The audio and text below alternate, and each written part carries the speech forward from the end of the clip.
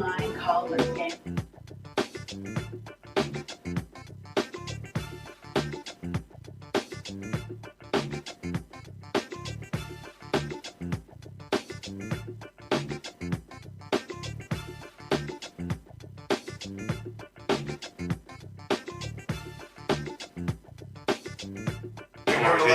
Had all the people down. Jason Johnson came over. Jason Johnson to watch. Okay, it's fine though.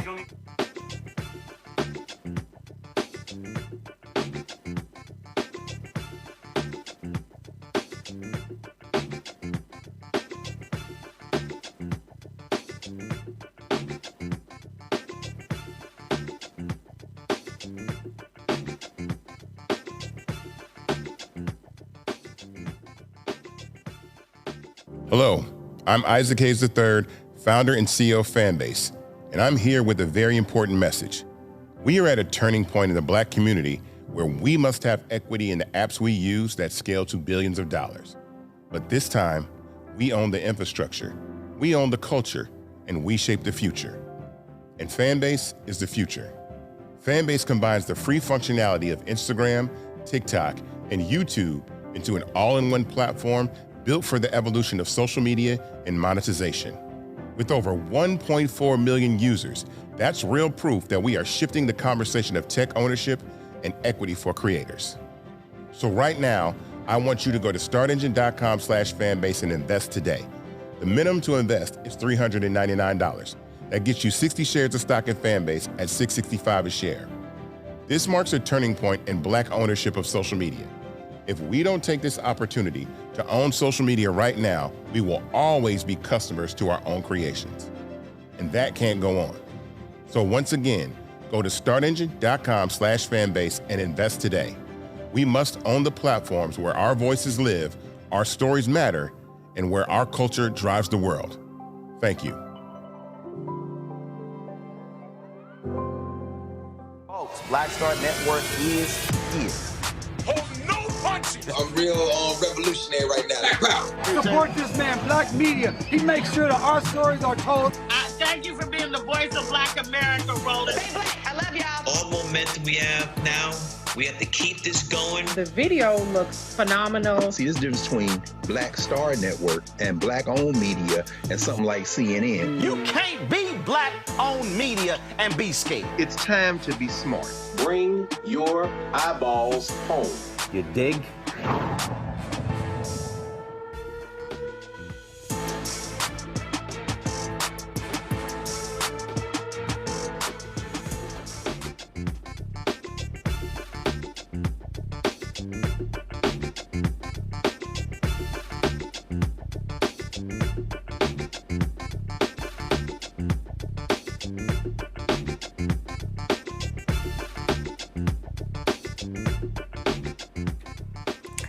Well, it's Friday, October 17th, 2025. I'm Brittany Noble, sitting in for Roland Martin tonight.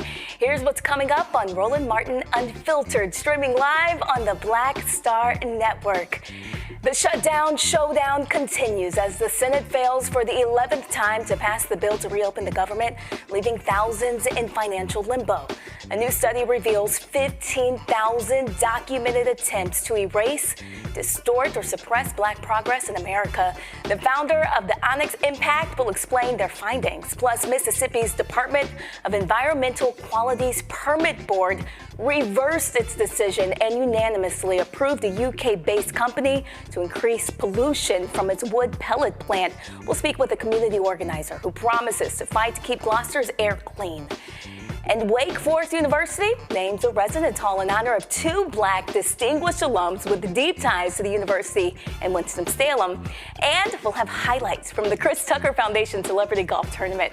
It's time to bring the funk on Roland Martin Unfiltered, streaming live on the Black Star Network. Let's go. He's got it. Whatever the miss, he's on it. Whatever it is, he's got the scoop, the fact, the find. And when it breaks, he's right on time and it's rolling.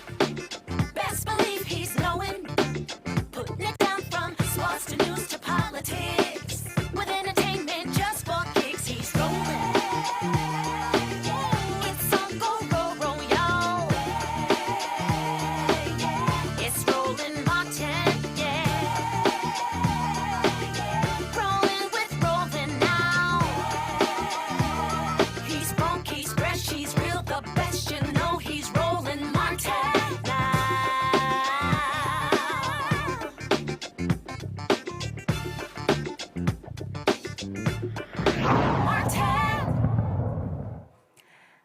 Well, it's day 17 of the government shutdown and still no deal in sight. This is now the third longest shutdown in modern U.S. history.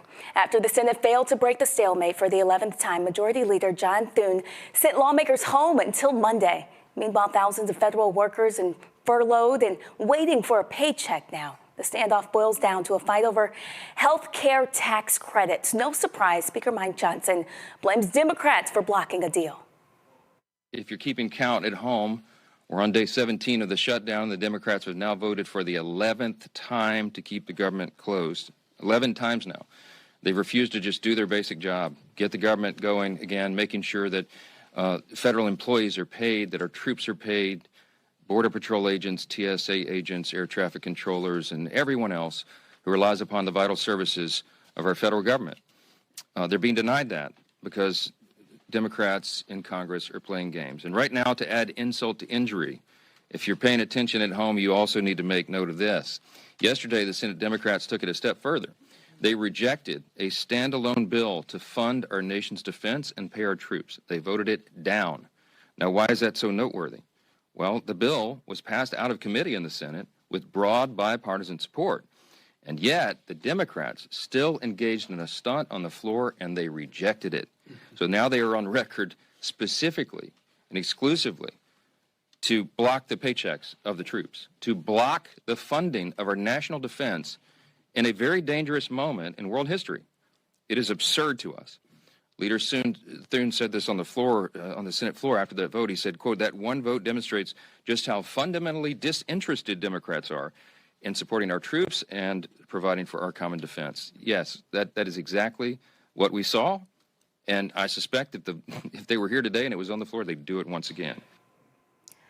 Now, the House is still not even scheduled to come back yet. House Minority Leader Hakeem Jeffries counters, saying most Democrats won't accept a deal that doesn't include meaningful health care provisions, but they remain open to negotiation. We look forward to sitting down with anyone, anytime, any place, either here at the Capitol or back at the White House, to reopen the government, to enact a spending agreement that actually makes life better for the American people, while also addressing decisively the Republican health care crisis that continues to hurt everyday Americans all across the country. Every day that goes by, there are people throughout America receiving notices that their health care premiums, copays, and deductibles are about to skyrocket. In the district in upstate New York, the North Country, currently represented by Elise Stefanik, there are couples who currently pay about $2,000 per year for their health insurance premiums because they benefit from Affordable Care Act tax credits. When those credits go away, that same couple will now pay more than $20,000 a year. They cannot afford that. These are working class Americans living paycheck to paycheck, struggling to get by, can barely survive, yet alone thrive. In this country, and this is the wealthiest country in the history of the world. So House and Senate Democrats are going to continue to hold firm as it relates to a basic common sense position that when we enact spending bills, we should be helping the American people, not hurting them. And so we will not support a partisan Republican spending bill that continues to gut the health care of the American people. But we will continue to extend that offer to our Republican colleagues and to President Trump and members of his administration. Let's sit down in good faith to reopen the government, to stand by our hardworking federal employees, to enact a spending bill that actually improves the quality of life of the American people, and to address the health care crisis that Republicans have created, devastating people all across the country, including in rural America, in black and brown communities all throughout America, in urban America, in the heartland of America, and in small town America. Well, the impact is spreading far beyond D.C. Now protesters are gearing up for this weekend's second round of No Kings rallies across the country, blasting Donald Trump's shutdown and his recent immigration arrest. More than 2,500 anti-Trump protests are planned for tomorrow. That's about 450 more than were planned in June, all across the United States of America. I want to introduce our panel for tonight. We have Matt Manning, civil rights attorney from Corpus Christi, Texas. Look, Matt, I know that you had a lot to say to Roland about last week's football game. I'm so sorry. You'll have to wait a little time before you guys can have that conversation, but congrats on the win. All right.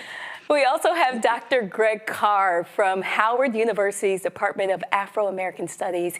He's here in studio. And Michael Imhotep, the host of the African History Network show, joining us from Detroit, Michigan. Matt, let's start with you. Can you break down really what's going on here legally?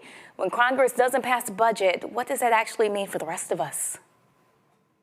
Well, that's a good question. I think, across the board, what that means is a lot of the programs that are normally funded are not funded. And as it relates to people like myself who either practice law or have a case, it's interesting we're talking about this today because just today I got an email from one of the federal district courts basically saying that it's extremely limited in what it can do now because it's not funded. And then I got further emails from assistant U.S. attorneys with whom I have cases telling me that they cannot take any actions on their cases because the government isn't funded. So what this means is, practically, at least in the legal context, you're not having all the things that normally happen in a court continue to go on. I know that the federal judiciary has some limited capacity for now, but it's really kind of a major issue, of course, because not only are certain people not getting paid, I know that there are some agencies that are exempted. I think the Treasury Department and some others are continuing to have certain appropriations where they're staying open. But what this means is that the government is not functioning in the way the government is supposed to function. And what this 11th vote failing means is that the partisanship in Congress is at the point that they can't even get anything done. And we talked about that the last week. It's really just we as citizens should be infuriated that people in D.C. whom we send there to do their jobs cannot do the basic job of keeping the government open. And I think what this means beyond all of that is things like food banks are not getting the monies that they need. Other support programs are not being funded in the way that is necessary for citizens to get their services. And Michael, how does this shutdown fit into the bigger history of how our government has treated Black workers and Black families? Well, as I reminded people last Friday, the last government shutdown happened under Donald Trump, and it was December 2018 to January 2019, and it lasted 35 days. And that government shutdown was devastating for African Americans that work for the federal government, with basically 19% of the 2.3 million, or maybe 2.2 million now, federal employees. So when you have people who are furloughed, and we know early in the this current shutdown, at least 750,000 government employees were furloughed, which means that they cannot work and they don't get paid. Then we have people from TSA and other entities that have to still show up to work and are not getting paid. So this will have a huge impact, a negative impact on African American households. That's on top of the DOGE cuts coming from Elon Musk, that Donald Trump unleashed on people, because those DOGE cuts, you all know, had a devastating impact on African Americans in Washington, D.C. and the Washington, D.C. area. We saw a number of houses be put on the market, things of this nature. And it's important for people to really understand that 85% of government employees live outside of the Washington, D.C. area. They live all across the country. So, yes, this is having a devastating impact on the African American community. But if the American Care Act subsidies end, as they're supposed to at the end of this year, and they don't, and Democrats, Republicans don't fix that, that's going to have a devastating impact. And we know it's estimated that 11.8 million people are going to lose, at least 11.8 million are going to lose health care. So we're looking at short-term pain to try to stave off this long-term healthcare cliff that also affects affordability. And Dr. Carr, let's bring you in. How does this government shutdown make us look to the world globally? Well, the United States has lost the world PR battle. All you got to do is read any of the foreign papers and see the workarounds that are being put in place. Brazil reaching out to Nigeria for new billion-dollar deals, China and everybody's embassy proposing deals. You see that. I think this story in particular hinges around a purebred liar named Mike Johnson, a MAGA Muppet, in fact, who was taking his orders from the President of the United States. It's not about paying or not paying the troops. This is about the expansion of presidential authority. Donald Trump, who doesn't remember much at these days, but when you hear him talk about constitutional law, he keeps repeating what's been put into his ear by a nasty piece of work at the Office of Management and Budget named Russell Vogt. Article 2, Article 2, Article 2. They have this expanded theory of the presidency, the executive branch. And under that, that's what they're proposing to pay these troops with. The memorandum that Trump put out day before yesterday, this memorandum is written by Russell Vogt. It's to Pete Hegseth at the Pentagon. And it's from the director of the Office of Management and Budget. Trump's not running the government. He's just repeating what they're telling him to do. So when the Democrats voted against it, it's because they're not voting against paying the troops. What they're voting against is you can't expand presidential authority. The Constitution gives the power of the purse exclusively to Congress. So this is what this is really about. And so when the MAGA Muppet gets up in line, by the way, Mr. Congressman, it'd be a very nice day. Isn't it a nice day to swear in Gravalva? Release the Epstein files. You don't want to swear her in. She's an elected congressman. All this is really about something else. And he's trying to make it look like it's the Democrats versus now the troops. And that's just a bold-faced lie. Do you think it's possible that lawmakers should or could face any type of penalties for what's happening? Absolutely, because we live in an idiocracy. People will actually listen to that fool and think that's what's happening. And so they'll say, why are y'all against the troops? So they could absolutely face Bo Black. And that's why I hope that the Democrats in the Senate voted to advance this, because they're afraid of blowback and not because they don't understand that this is about something very different. It's about expanding this presidency beyond the scope that has ever been seen in this country. Matt, I want to ask you, how does this shutdown, how does it impact our courts, housing and other civil rights cases? Can you talk to us in detail about some of those cases? Yeah, and that's a great question. I actually don't know the answer. I mean, I think what's going to happen, like I was saying, is a couple hours before we came on the air, I got an email from the Northern District of Texas, and they indicated there that the court is going to continue to hear things. So I think especially with criminal matters, the court will still be open. But as it relates to what even lawyers for the United States are able to do, it's severely limited. Like I mentioned, I have a couple cases right now against the United States where the government is a defendant, and the attorneys reached out to me weeks ago and said, hey, we're not going to have money to do our jobs. We don't have support staff. If you file something, I can't respond to it. So I've got to ask that the court stays the case. And, you know, we already have a DOJ that is not enforcing civil rights laws. In fact, is trying to find a way to flip the script and enforce them for white people, right? But what this means is anybody who is required to have the government plead their case, maybe somebody, for instance, who is a victim in a criminal case and they have immigration matters incidental to their involvement as a witness in a criminal case. I mean, it may be that they're not having a visa processed, that they're not being protected the same way, any incidental hearings to their safety are not being held, or maybe being held in a longer time frame than they're supposed to. So I don't know the answer on the ground on what that's going to affect, but I will tell you my own practice, it's already been affected because my cases are on hold because the United States cannot pay the lawyers that represents it. And to everyone, what are you guys hearing from people about how they're getting by while still waiting for Congress to act? Who's that question for? Anyone. I mean, really, what does the shutdown mean for the single mom working for the federal government or the family waiting for benefits to come through? How are they getting by? Probably relying upon family. I have not seen, so I'm here in Detroit, okay, and I have a large social media platform, but I have it, but the overwhelming majority of the responses I've seen on social media is from African Americans is that they support the government shutdown. Now, as far as government employees, things like that, they're probably, relying upon family, tapping into what little savings they have. I haven't seen I remember in the last government shutdown, people having to call off from work, like working for the TSA. They couldn't afford gas to go back and forth to work, things like that. So I think as this goes on, you'll hear more stories like that. People are trying to pay for childcare, can't pay for childcare, et cetera. But I haven't had people, and I know government employees, I haven't had people tell me about it now. I know congressional staffers. It's hard for them, but it hasn't gotten to the point where it was during the 35-day government shutdown. From what I'm hearing.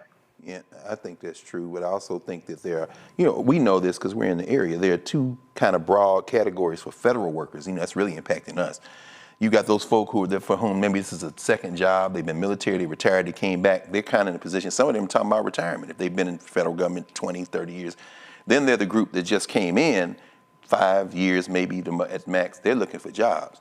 I think the biggest kind of retirement we saw this week is Admiral Halsey. He's over the Southern Command in the Caribbean Sea, and he's like, we don't know why, but I can imagine he's like, we're not just coming out here killing people in the Caribbean Sea claiming we claim terrorists. But this man did 37 years in the military, so him stepping out, it might even be a raise to people with Social Security with his benefits and with his federal paycheck. So there's that group. I think they're fine. I think we're probably all more concerned about those younger folk, those transient folk, the people who operate around the periphery of the federal government, whether it's selling egg and cheeses or whatever they're selling at the delis or the little shops or the people who clean up in the buildings.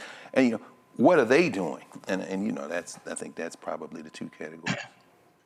Well, we have so much more to talk about here on Roland Martin Unfiltered. We want to know, did you get your copy of Roland's book, White Fear? How the Browning of America is making white folks lose their minds.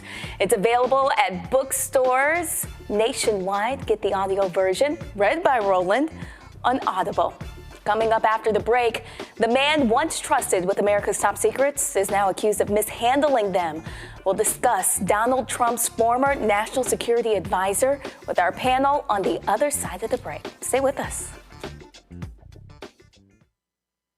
Said the quiet part out loud.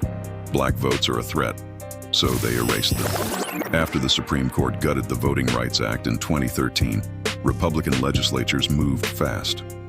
New voter ID laws, polling place shutdowns, purges of black voters from the rolls.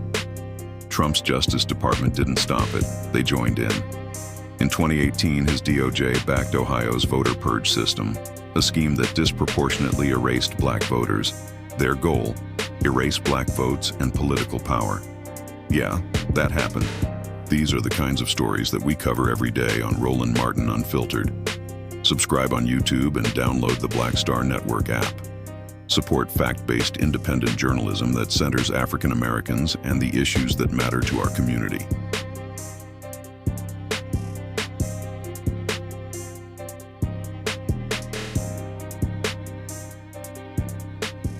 How you doing? My name is Mark Carey, and you're watching Roland Martin Unfiltered. Deep into it, like pasteurized milk without the 2%. We getting deep. You want to turn that shit off? We're doing an interview, motherfucker.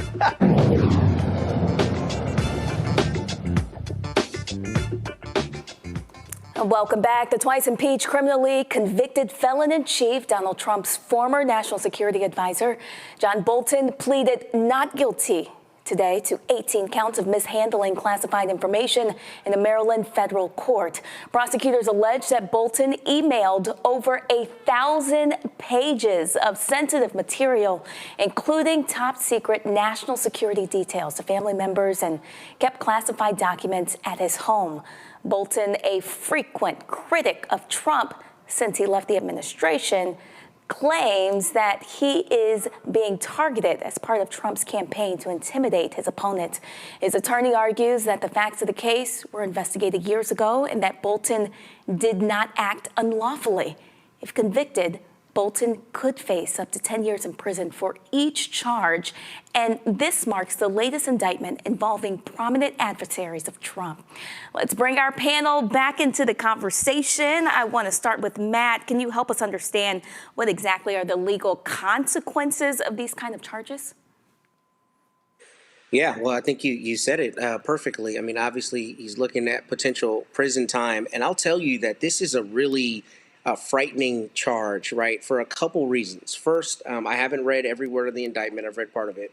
But my understanding is Mr. Bolton met with the FBI 8 times. I have never had a case where my client has met with law enforcement. I mean, I generally don't have them meet with law enforcement unless it makes sense to, right? But meeting with them 8 times is really a major issue to me, because it stands to reason then that the Federal Bureau of Investigation did not find any reason to charge John Bolton until now. I think basically what I'm getting at is it really calls into question the timing of this indictment. And I really am interested in seeing who individual 1 and individual 2, whom he allegedly sent this information, are, because I don't work in this space. I don't know the custom, but it wouldn't be surprising if this were somebody that either was a very high-level consultant, somebody with very high-level security clearances, because you would imagine somebody with this kind of security is not going to be sending this kind of information to your average person, presumably, right?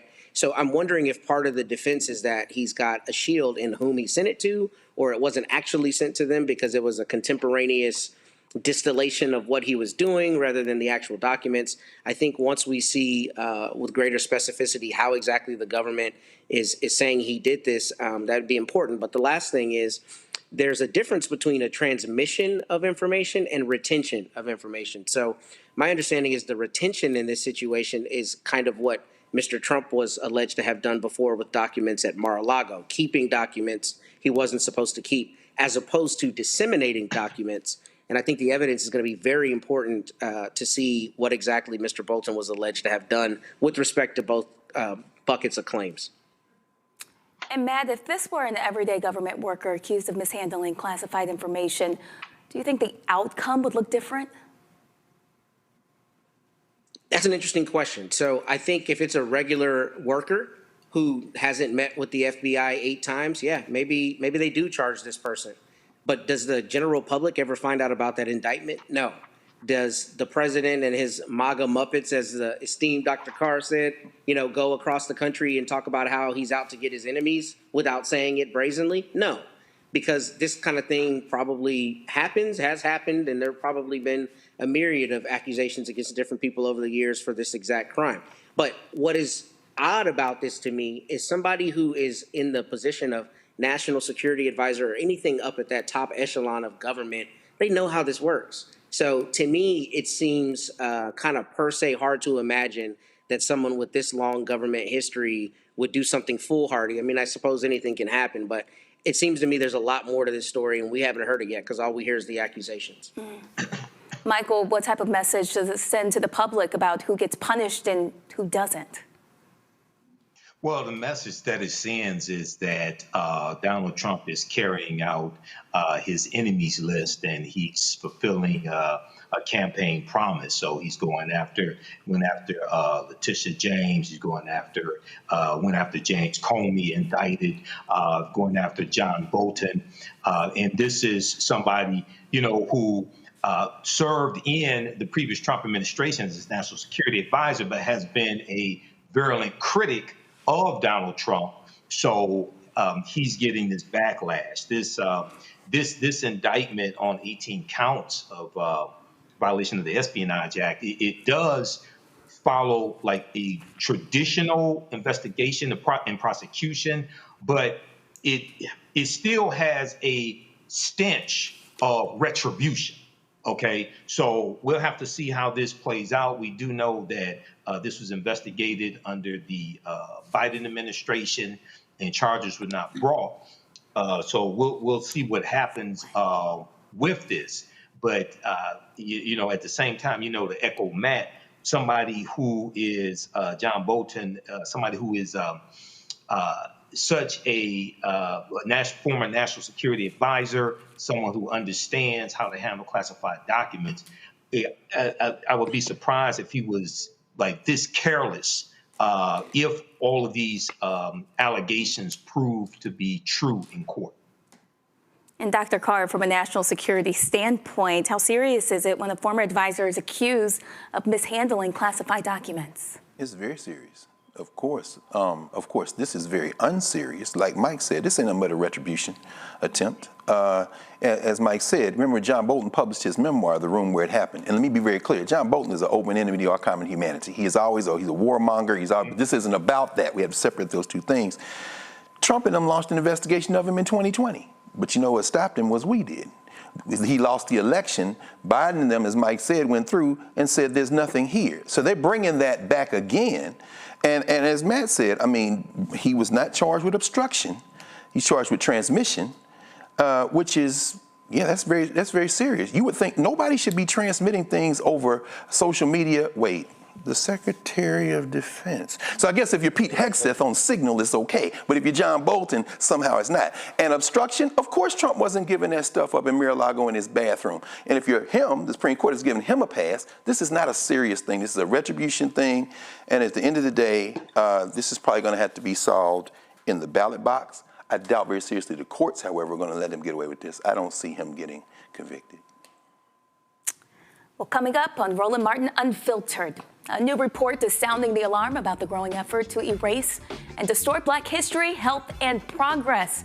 We break it all down. The Blackout report. That's next on Roland Martin Unfiltered.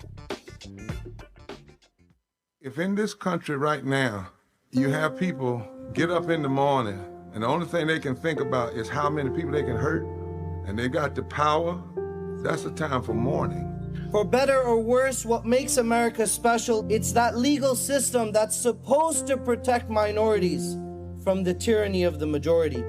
We are at a point of a moral emergency.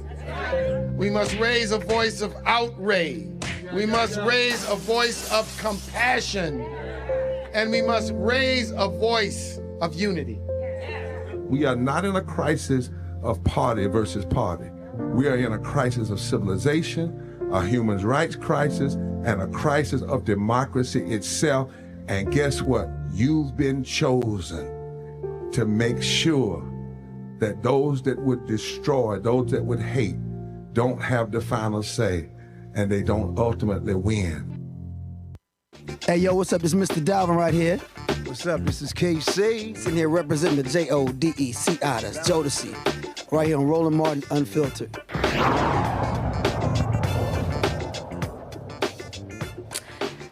Well, a new report from Onyx Impact is sounding the alarm, saying there's a nationwide effort to erase and twist Black history, health education, and even our economic progress. In just the first 8 months of 2025, investigators found over 15,000, almost 16,000 incidents from data disappearing and budgets getting slashed to pressure on people and institutions to just stay quiet. All while $3.4 billion in grants and research for Black communities, entrepreneurs, and even HBCUs have been slashed. Onyx Impact founder Iosa Osa joins us now to explain their findings. Now, 155,000 incidents within just 8 months. What kinds of actions are we talking about?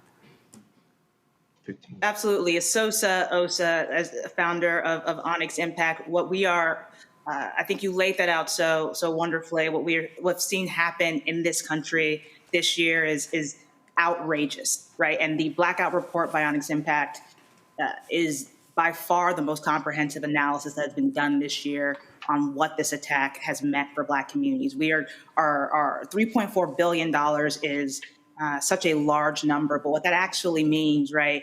We're talking about $70 million in grants that are supposed to prevent Katrina-like flooding in Black communities, right? We're talking about $31 million in cuts that are supposed to address asthma rates and air pollution in communities where Black kids have higher rates of lung conditions because of the neighborhoods that they grow up in. We're talking about nearly $10 million cut in sickle cell grants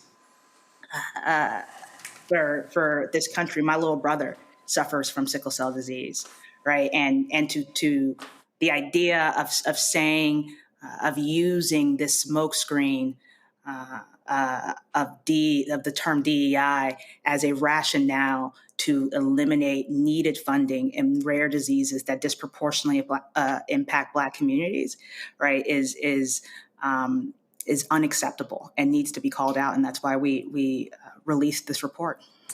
So I'm reading here, it says that there's 3 disinformation tactics to erase, distort, and suppress. Can you go into detail about that?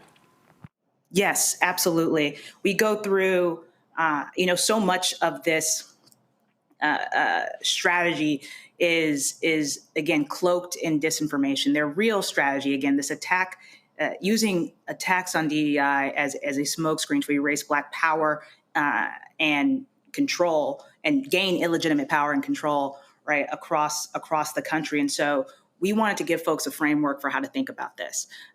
We see efforts to erase our history and our data, right? Everything from deleting things on websites to Black book bans to restricting what students can learn, restricting knowledge in America to distortion, hiding and deleting whole data sets of information of Black folks, right? And suppressing, make this mass chilling effect that we have seen revert around not just media, but education, with the level of capitulation that we have seen in just a few months from the institutions that are supposed to uphold and be the driving forces of American democracy have all, we've seen so many of them cripple and fall when it comes to protecting Black communities. And so by using this framework, we wanted to make it extremely clear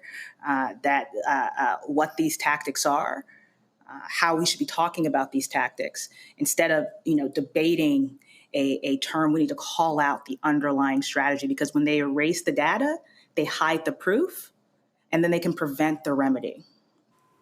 I want you to explain exactly the Onyx Impact and what it is that you guys do. Yes, Onyx Impact. We are a research and digital innovation hub that is focused on amplifying Black voices, fighting information threats that harm Black communities, and empowering Black communities into the future. So we do both research and programming, and really are about uplifting truth and Black voices moving forward. In your research and stories we've covered, we've seen books banned, DEI offices cut, and history lessons just watered down. So from your research, do you expect this to get worse? We expect it to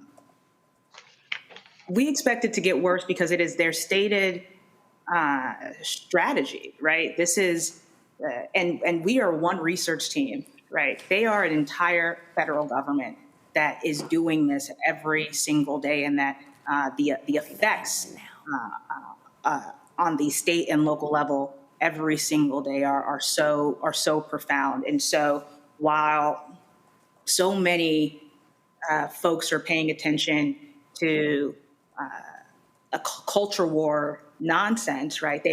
This is not a culture war, it is a power grab. And they are wreaking havoc on Black communities to an extent that we have not seen since Reconstruction. What do you think people can do to start fighting back? Well, first, we've got to make sure that we understand what is going on. We cannot respond to a bad faith argument with good faith answers and facts. We have to understand that they are using this term DEI as a smokescreen to erase Black power, to seize illegitimate control, and call out those tactics as when they come up, call out those tactics in the community. And when they need proof and evidence, that's where this report comes in. We have 15,723 distinct examples of harm to Black communities perpetrated by this disinformation campaign. So folks can use this report, understand the tactics, submit more evidence via the website blackoutreport.org, and make sure that they are speaking out in their communities to push back against this, not just the rise of authoritarianism, but how it is affecting Black communities specifically, how it is affecting our jobs, our wealth, our opportunity, right? This is not just about rewriting the past. It is about shaping who has power, who has resources and visibility in not just America today, but into the future. Let's bring in our panel. Let's bring in Matt Manning and Dr. Greg Carr and also Michael. Matt, let's just start with you. When you hear that more than 15,000 incidents of data erasure and censorship have been found in just 8 months, what's your response legally to that? I mean, my response to that is it's abhorrent that you're trying to remove history and such an important history here in the United States. But what I wanted to ask Isosa that I think is really a brilliant thing. I saw your methodology. It makes perfect sense to me. But I'm interested in seeing what you think that means for a larger kind of phenomenon outside of the things that are not represented in your data set. And the reason I'm asking is on the local level where I live, they've been fighting book bans forever. That might not be represented in every little city, every little county, but I'm seeing it, when I look in the newspaper that there's Mothers Against Liberty fighting book bans and trying to stack the deck with the board and that kind of thing. So I'm interested in your thoughts on how you can extrapolate from the data you got, what you think those phenomena are looking like on an even lower level, the local city, county levels. Yes, absolutely. I think, we included as much state and local data as we could, but knowing that so much is dependent on what is reported and right. whether or not people recognize and understand what these tactics are, right? Because they are not going in there and saying, "Hey, we would like to remove all the books by Black authors." Correct. But that is what is the result of these actions. And think about what the real fear has to be to decide that restricting knowledge about Black history is the best way to educate our children, right? What is that going to mean and look like? And so I think when we extrapolate this onto the state and local level, what we see is it actually being able to happen more quickly, right? And to your point, taking strategies we've seen happen for a very long time that just get hyper fueled by a broader federal administration, right? That is pushing, being such large proponents of these actions. If you'd indulge, can I ask one more question? Of course. Okay, sorry. Very quickly. So is your data something that can be searchable by state or by locality so that people can see precisely what kind of grants you found were applied for, other things in their specific area, and try to push back? So some of the data is definitely searchable by state. You can, when you go to blackoutreport.org, or you can go to our website onyximpact.org. It'll take you straight to the report. There are plenty of links to the actual data set where we break all of this down. And so the grant cuts and things, absolutely, you can see exactly where those are in the database. But broader general book bans, things that are not necessarily state specific, will not have a specific state next to it. But we're trying to provide as much data as possible, even though thank you. Apparently only one side is. Dr. Carr, what's your response to the report? Oh, thank you for that, Brittany, and it's good to see you again, Sister Sosa. Thank you for the work that you all are doing. Of the two areas, the data, of course, probably should be, as you walking, explaining this, probably the most concerning. We saw that they got rid of the sister, Carla Hayden, who headed the Library of Congress, replaced her with a hack, Todd Blanche. I think that's Trump's lawyer, the one that went down and met with Maxwell. But Library of Congress controls the Copyright Office. I've had a lot of colleagues being concerned about AI and them now having access to that and training AI on data that they can just maybe figure out how to get access to in the Library of Congress. In your report, and here's where my question comes, I thought it was very astute in the what's next section, raise public awareness, which of course you're doing right now, identify and report when you see these things, kind of following what Matt was raising in terms of if you see it, report. And y'all have got a nice mechanism for reporting there to Onyx. And those accountability standards, I thought was very important. Hold this mass news commercial media responsible. I want to ask you about how we can fight back by continuing to do what we've always done in terms of supporting our institutions, our HBCUs, our community, gathering our community stories, not so much protecting the data, but kind of doing what we did during segregation. You know, when you think about Black History Month, the black K-12 schools did it all the time. We saw Mackenzie Scott gave $63 million today to Morgan State and to the Black Preservation Trust to kind of support that. And the University of Virginia became the 5th school today to tell Trump, we're not signing a compact, my friend.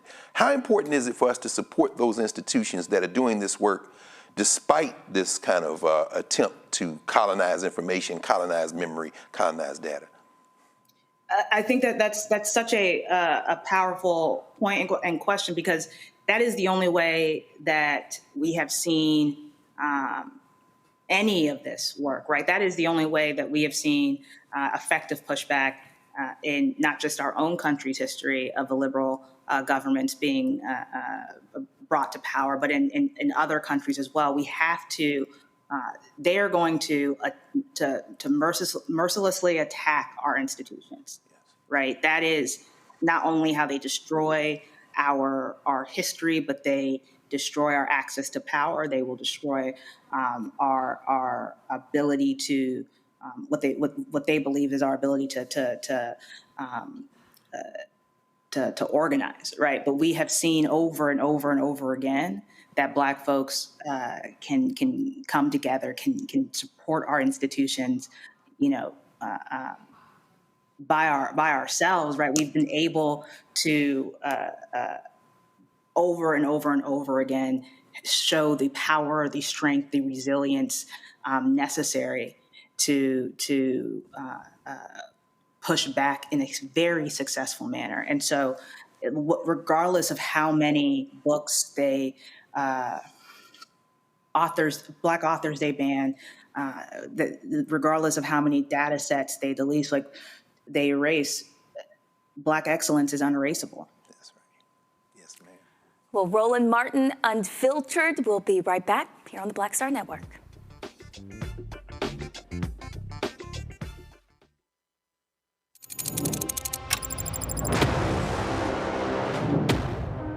Afrotech, it's a lot of beauty, a lot of brilliance, a lot of intellect, a lot of innovation.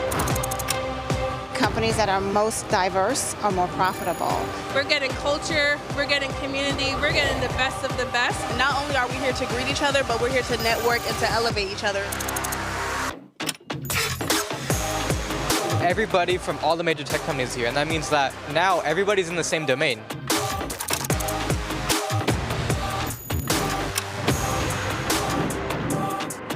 This is the premier event every year. This is really where we could take off. You can go fast by yourself, but we go farther together. This is where you're supposed to be.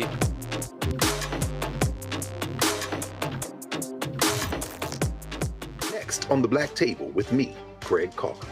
Why the America we live in today is not what the founders intended or what they outlined in the Declaration of Independence and even the Constitution. Professor and author Kermit Roosevelt will join us to talk about his book, The Nation That Never Was. How history was misinterpreted, the intent and realities of America's beginnings, and missed a much better story in the process. So if you have to pick some group to marginalize, I think it should be the people who are against equality. That's next on the Black Table, right here on the Black Star Network. Hi, I'm Lavelle Crawford. I ain't wearing a bow tie today because I wanted to breathe. And you're watching Roland Martin Unfiltered.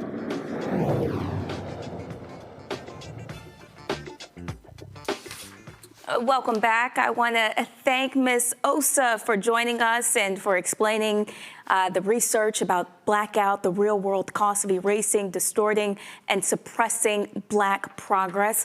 I want to continue talking with the panel about what this report shows. Michael, if you don't mind, what kind of long-term harm does this create when accurate data about Black communities disappears?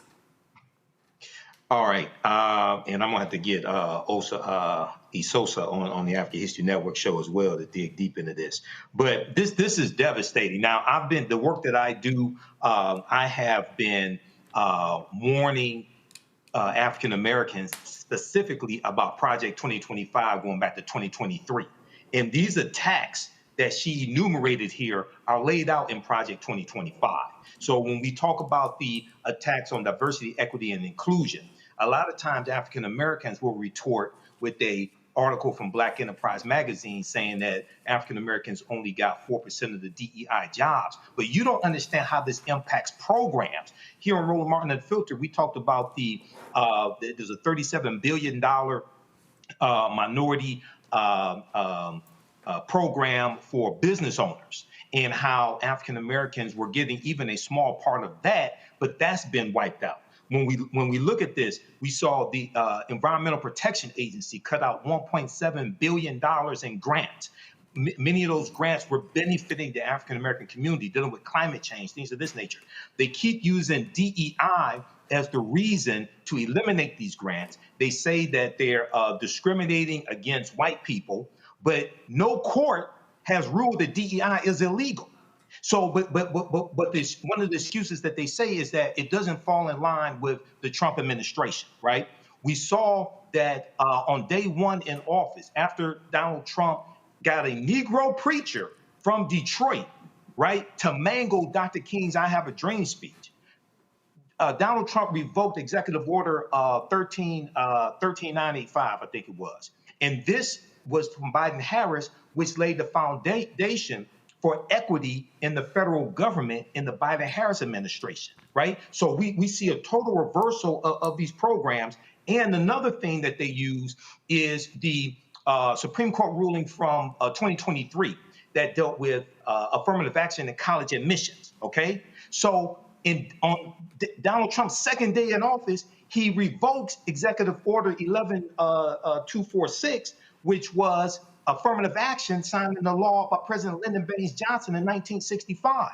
As racist as Ronald Reagan was, he didn't revoke that executive order, but Donald Trump did it his second day in office. So as Nicole Hannah-Jones, who spearheaded the 1619 Project, she wrote a in-depth piece for the New York Times back in June 2025 called "How Trump Upended 60 Years of Civil Rights in 2 Months."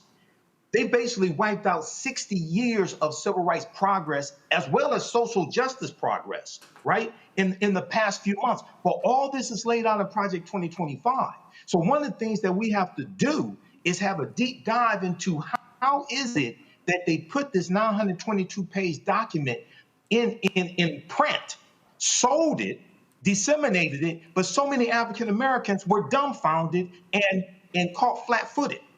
We have what a lot of people don't understand is that the Heritage Foundation has been putting out their policy playbook called Mandate for Leadership, the Conservative Promise, for over 40 years, going back to 1981 during the first Reagan administration. And they put it out each election cycle. Project 2025 was the latest version of Mandate for Leadership, the Conservative Promise. You have to understand how long these people have been planning something like this. And going back to the previous segment, when Dr. Greg Carr was talking about expanding presidential powers, that's the Unitarian executive theory that Russell Vought expounds on and pushes. And Russell Vought is the architect of Project 2025. He served as the ombudsman in the first Trump administration. All this stuff was planned. So when we have Black social media disinformation agents lying to our people, when we have all these Black people walking around with a smartphone but dumber than ever, we have to do a deep analysis on how the hell did they play in our face, lie to us, say Trump didn't know anything about it, and 48% of Project 2025 has been put in place in the past 9 months based upon the Project 2025 tracker. Dr. Carr?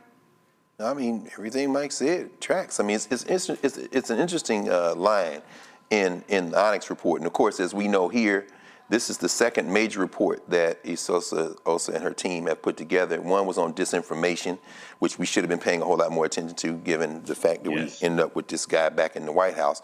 But they write in the report, this is not a culture war. It's a disinformation-fueled power grab. If allowed to continue unchecked, it threatens every American's access to the truth today and to equitable possibilities in the future. What they really are trying to do is displace the concept of truth and facts. And once you do that, all bets are off. I mean, this is the constant lies. I stopped 7 wars or 8 wars. You're doing better. The tariffs are big money. This is our money we're talking about. So what it is a power grab to capture the state. They don't want to destroy the state. They want to run it. Take our tax monies away from us, give it to who they want, their billionaire friends mostly. And then when we want to do something for ourselves, remember the sisters in the Fearless Fund? The Fearless Fund was giving out money. They went to court, sued them. They settled before they could finish. This is where I would say we have to move in this way. As we were talking with her, we got to support our institutions. These companies aren't advertising with the Black Star Network. We support the Black Star Network. We continue to fight that truth. Larry Ellison and them trying to buy Warner, trying to buy CNN, and trying to buy HBO, making an overture with Alphabet and Google through buying social media. Guess what? TikTok. That's all right. We have institutions. We can fund our institutions. We got to fight them over this battle for truth, because if they get rid of the concept of truth, and that's what they're doing right now, remember, all bets are off for everybody in this country. Matt, do you have any advice for people and organizations who would like to take legal action? Yes, an interesting question. So let me first say that I'm so glad Doc mentioned about truth and the loss of truth, because that's been one of my big concerns with AI. And I think that AI and just our general loss of understanding and what is truthful and what is not is just going to be exacerbated as we go forward. So one of the things I would say outside of the legal realm is just be discerning, critically, think critically about what you're seeing and whether that information actually tracks, and vet it. And I guess to that second, your actual question, I don't know. I don't know first what the Supreme Court's going to do, because the Supreme Court is just rubber stamping everything we see come out of the White House these days, and that's extremely problematic, right?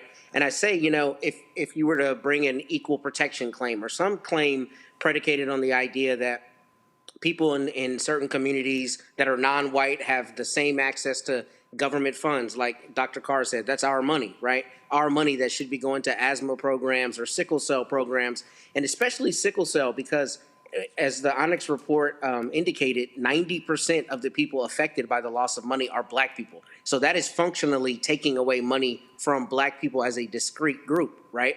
And if you compared that to maybe Jewish people or people that carry other genes that are highly prevalent in their particular ethnic group, if those maladies, like the BRCA gene, for instance, are funded fully, then you might have a 14th Amendment claim where you say, as a Black person with sickle cell, I'm being divested of my opportunity to seek government funds that affect my ability to be healthy.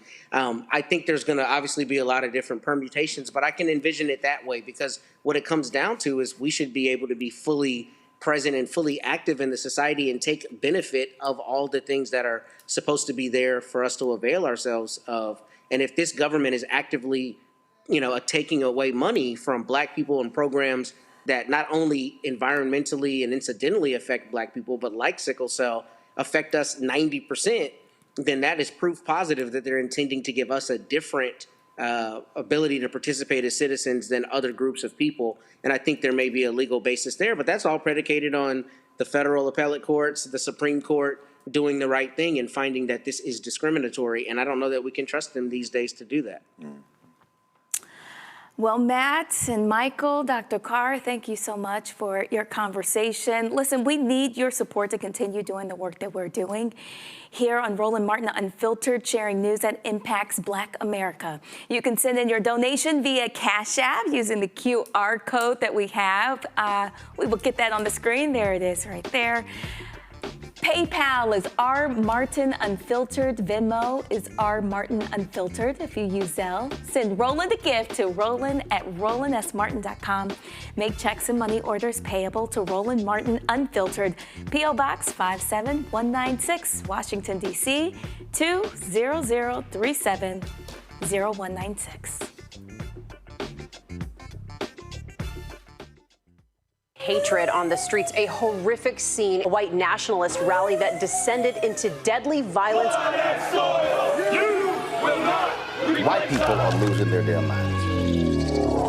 As an angry pro-Trump mob storms the U.S. Capitol, we've seen We're about to see the rise of what I call white minority resistance. We have seen white folks in this country who simply cannot tolerate black folks voting. I think what we're seeing is the inevitable result of violent denial. This is part of American history. Every time that people of color have made progress, whether real or symbolic, there has been what Carol Anderson at Emory University calls white rage as a backlash. This is the rise of the Proud Boys and the Boogaloo Boys. America, there's going to be more of this. Here's all the Proud Boys, guys. This country is getting increasingly racist in its behaviors and its attitudes because of the fear of white people. The fear that they're taking our jobs, they're taking our resources, they're taking our women. This is white fear.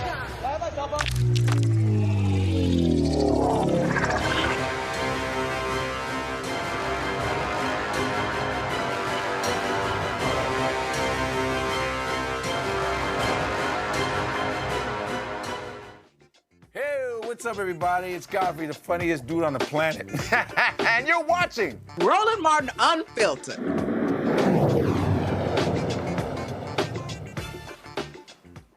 Well, Mississippi officials decide a UK company can release more emissions into the air. Many people in the hospitality state are calling this another example of environmental injustice. Crystal Martin from the Greater Greener Gloster Project will join us today, and she's telling us more about what she has found out there.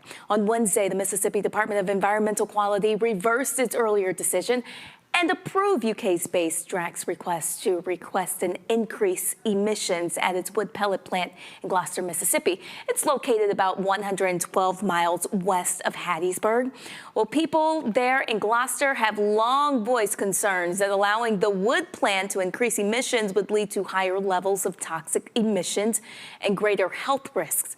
The company has a documented history of environmental violations, and just 6 months ago, the MDEQ permit board took the rare step of denying the company's request to expand pollution levels. After Wednesday's decision, a group of Gloster residents have filed a federal lawsuit against Drax Biomass and its subsidiaries. The lawsuit alleges that the company's Amite Bioenergy wood pellet facility has for nearly a decade unlawfully released massive amounts of toxic pollutants into its community, violating the Federal Clean Air Act and Mississippi law. Crystal Martin from the Greater Greener Gloster Project joins us right now here on Roland Martin Unfiltered. Crystal, we want to welcome you back to the show. For those who do not know, can you start by explaining what exactly Drax does and what this plant in Gloster produces? Yeah, so Drax they manufacture what's called wood pellets. These wood pellets are being manufactured in the U.S. South. They're only manufactured in the U.S. South. The wood pellets are manufactured here, and then they are shipped back to the U.K., where they use them as what they call a renewable source of energy, right? They use them for electricity. It's the manufacturing process that's harmful to health. It's harmful to our environment. And tell us, what does it mean that Mississippi officials have now approved Drax's request to increase emissions? Wow, that's unheard of. 6 months ago, we were there with MDEQ. They made the decision to deny the permit, and we're trying to figure out what happened. Did something drastic happen 6 months down the road that made them reverse their decision?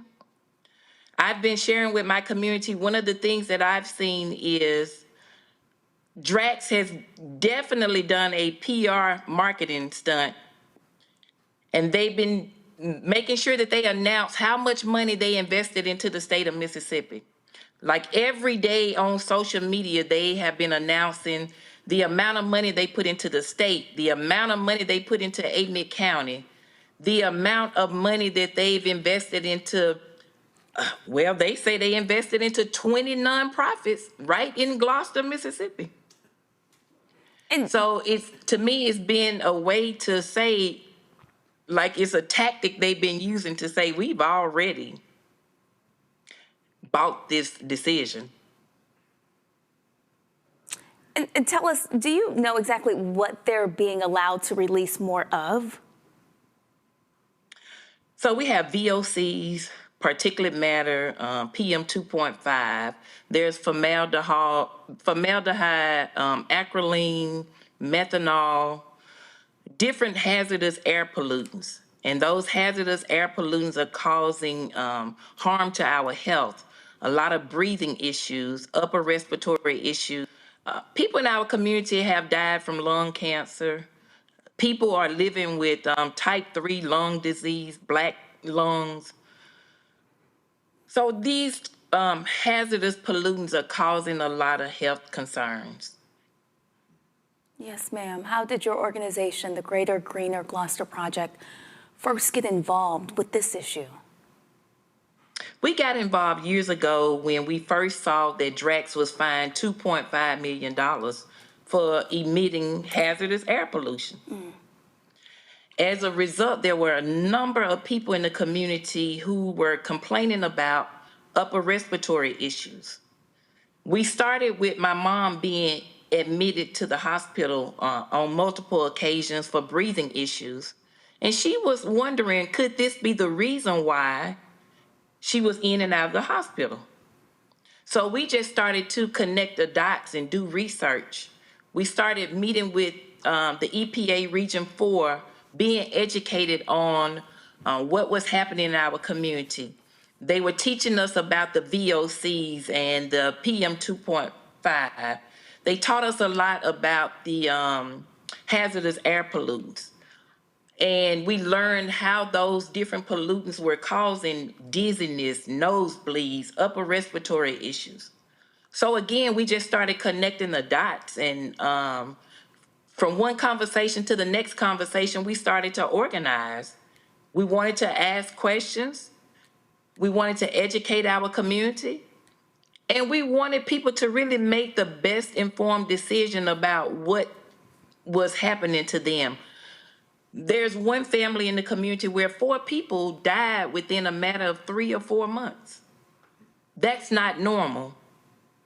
And when you're in a small community and the conversation every day is about who has COPD and who's taking nebulizers and who's having asthma, you know, whose child is on a breathing machine, those conversations to me are not normal. And so we knew we needed to organize. We needed to make sure our community was aware of what's going on, and here we are today. Let's bring in our panel. Again, Matt, Michael, Dr. Carr. Dr. Carr, let's start with you. What comes to your mind when you hear about folks in Mississippi being sick by these pollutants released in the air? Well, it seems like same old story. Louisiana, Cancer Alley.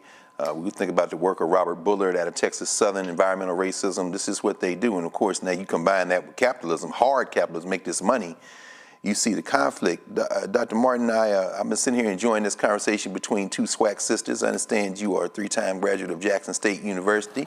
Not that you're going to hold that against her. Look, this is an Alcorn sister. Amen. Talking to you right now. Anyway, holding it down tonight. But Amen. This is what I'm saying. Y'all Mississippi, I'm loving this conversation because it does speak to this thing. We're so familiar with this. This is what happens to us. But I ask you, Dr. Martin, this question. Looking at the things you all are seeking in court, and I don't know the whole bench of the Southern District of Mississippi, but I think there are a couple of black folk who are going to be who sit on that court. Hopefully you'll get favorable judges. One of the things was compensate residents for property damages and fund remediation efforts. Could you talk a little bit more about that? And also maybe about the fact that in a town with less than 1,000 people, are some of these people employed by the company, and are they trying to use that as a point of entry to kind of create a wedge in the community? Thank you. So when you think about the property damage, we have daily dust in our community. I went into a meeting not too long ago, and there was a resident, a Caucasian resident, and she talked about she had to replace her roof because she had been incurring so much dust. But on top of dust all over the community, it's inside the people's homes, right? There, we also are seeing flooding from the holding ponds that's flooding one fence line community. And so for us, that's a nuisance. That's a problem. And if, you have to find whatever ways you can to attack this industry. And so if they are causing the people in the community to have to do upgrades to their homes, then that's property damage. Yes, ma'am. It lowers your property rate. Going back, thinking about the people who are employed, I've spoken to a number of people who used to work in that facility, and I was told they were hired through the temp agency. Wow. So how do you come to our community, a community of 80%, almost 80% Black people, and all you can offer us is an opportunity in that industry through the temp agency? That's a problem. Because they came to the community, promising good jobs, good paying jobs, but it's not a good paying job anytime you go through the temp agency and they take half of the money. On top of that, what about leadership opportunities in the industry? I would love to know if people who look like me have leadership opportunities in that industry. Yes. And I think they don't. Thank you. And another thing I can share, I think we saw this on their website. They employ about 60, maybe 70 employees, and about 10% come from Gloster. Wow. That's a problem. Matt, when you hear this, how can residents in this community respond? Is there any legal action they could take? Well, I was actually going to ask Dr. Martin that, because I know you said that there was a lawsuit. So is it a Title VI claim, or what are the basis of the claim? Having not read it, I'm not sure exactly how y'all brought it, but I know locally we've brought a Title VI claim, with HUD for some of the similar issues. And then the second question I wanted to ask you is a pretty basic one. I saw their press release, and it indicated that MDEQ reversed course, and it lauded the local Gloster leaders and all of that. So put simply, did they buy out local people and give them money and say, get on board, and that's why MDEQ reversed course? Because I suspect that's what it was, but I'd love to learn more about that if you would. I'm pretty sure that's what happened. It seems like our local government sold us out. Because when we showed up to that hearing, there was so much division in that hearing. You can see on one side of the room, there were the residents from Gloster. On the other side of the room, I would assume those were the contractors. So one side of the room was majority Black. It was all Black, The other side of the room, there were all white men. There was the mayor sitting on the front row. And I think one day I looked up and saw the one of the town aldermen.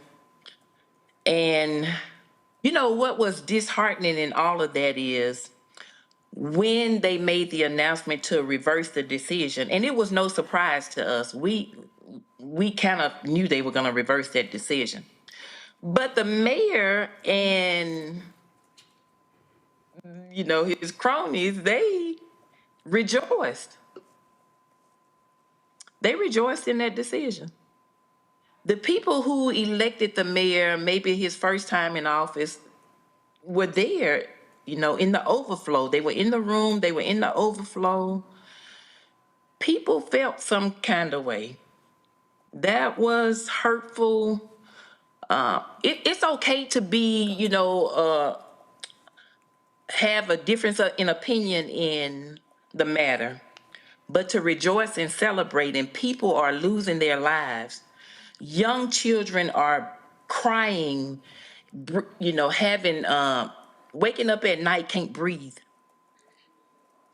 And this is not a matter to celebrate. I spent nearly 30 years working in higher education.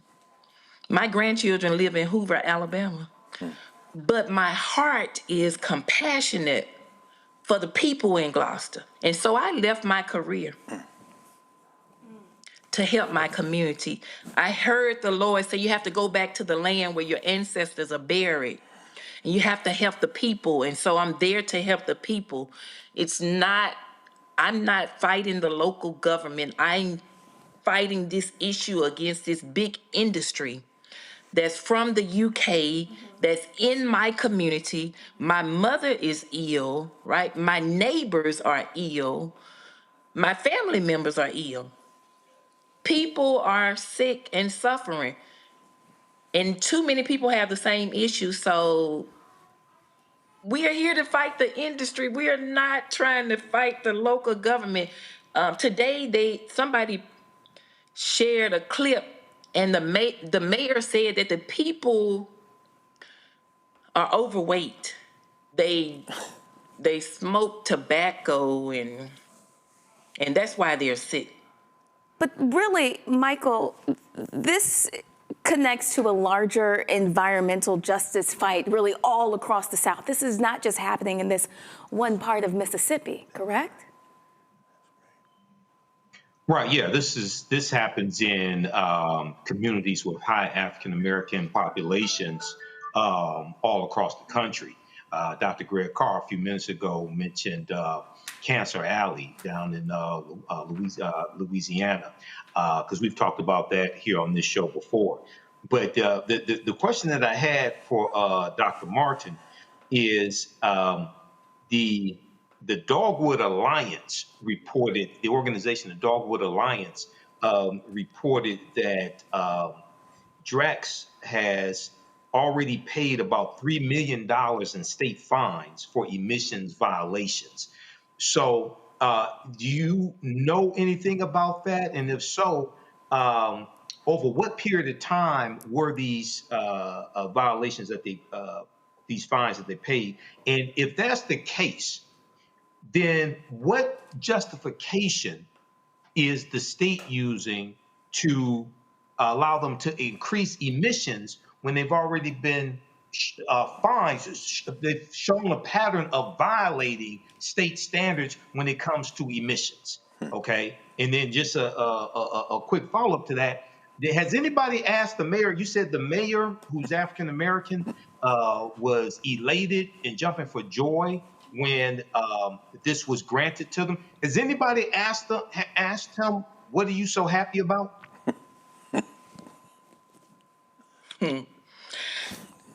You know, somebody did tell me they sent him a text message, and so maybe they asked what was he happy about. I have not asked that question. But I wanna go back to you talking about Cancer Alley. We discovered about 5 or 6 years ago the $2.5 million fine. And again, that came out through an article in the local newspaper. And as we started to work with the EPA Region 4, we began to learn more that there were more violations. So before there was a $2.5 million fine, there was also a $100,000 fine. And then most recently in like 2023, there was a $225,000 fine. Now, there are a whole lot of violations. Not all of them resulted in a fine. Some were for, emissions.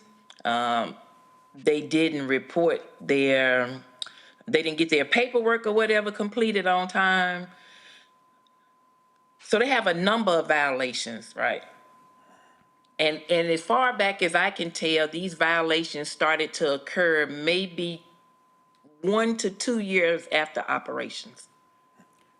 Now, as we work closely with the EPA, you talk about Cancer Alley. Do you know what they shared with us? When we logged into the EJ screening tool, we learned that Gloster is the new Cancer Alley. Jesus. Wow. We just happen to be a rural community in Mississippi, right? We're not in mainstream media. People are not talking about our issue, but we're the new Cancer Alley. Well, we're talking about it, and I want you to let me know exactly what's next for the Greater Greener Gloster Project, and what can we do to support you? What's next is, we let Drax know we were not done fighting. We're going to continue to work with our attorneys. We were represented by Earth Justice, Mississippi Center for Justice, and ACLU. And they represented us on the permit side.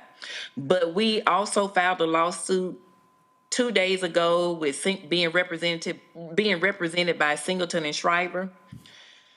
And we're also working with attorney Ben Crump and the environmental law group Greg Cade out of Birmingham, Alabama.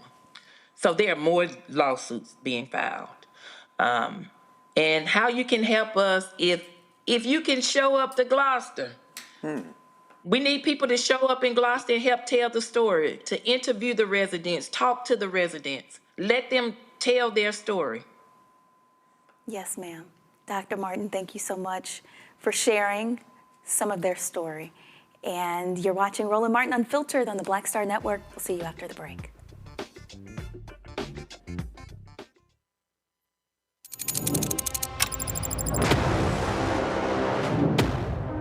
Afrotech, it's a lot of beauty, a lot of brilliance, a lot of intellect, a lot of innovation. Companies that are most diverse are more profitable.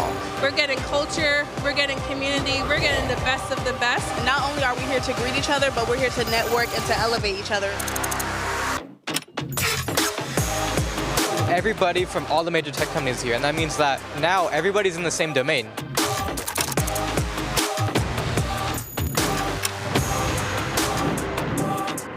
This is the premier event every year. This is really where we could take off. You can go fast by yourself, but we go farther together. This is where you're supposed to be.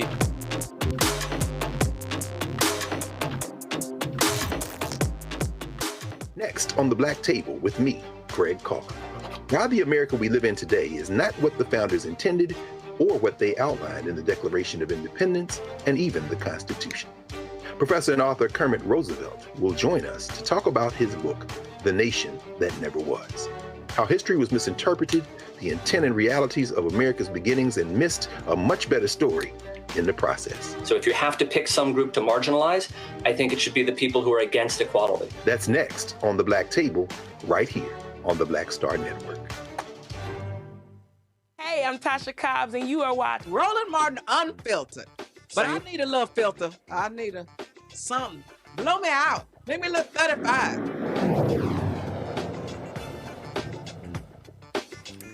Welcome back. Philanthropists are using their legacies to inspire change for Black colleges all across the nation. Mackenzie Scott has gifted $63 million to Baltimore's Morgan State University.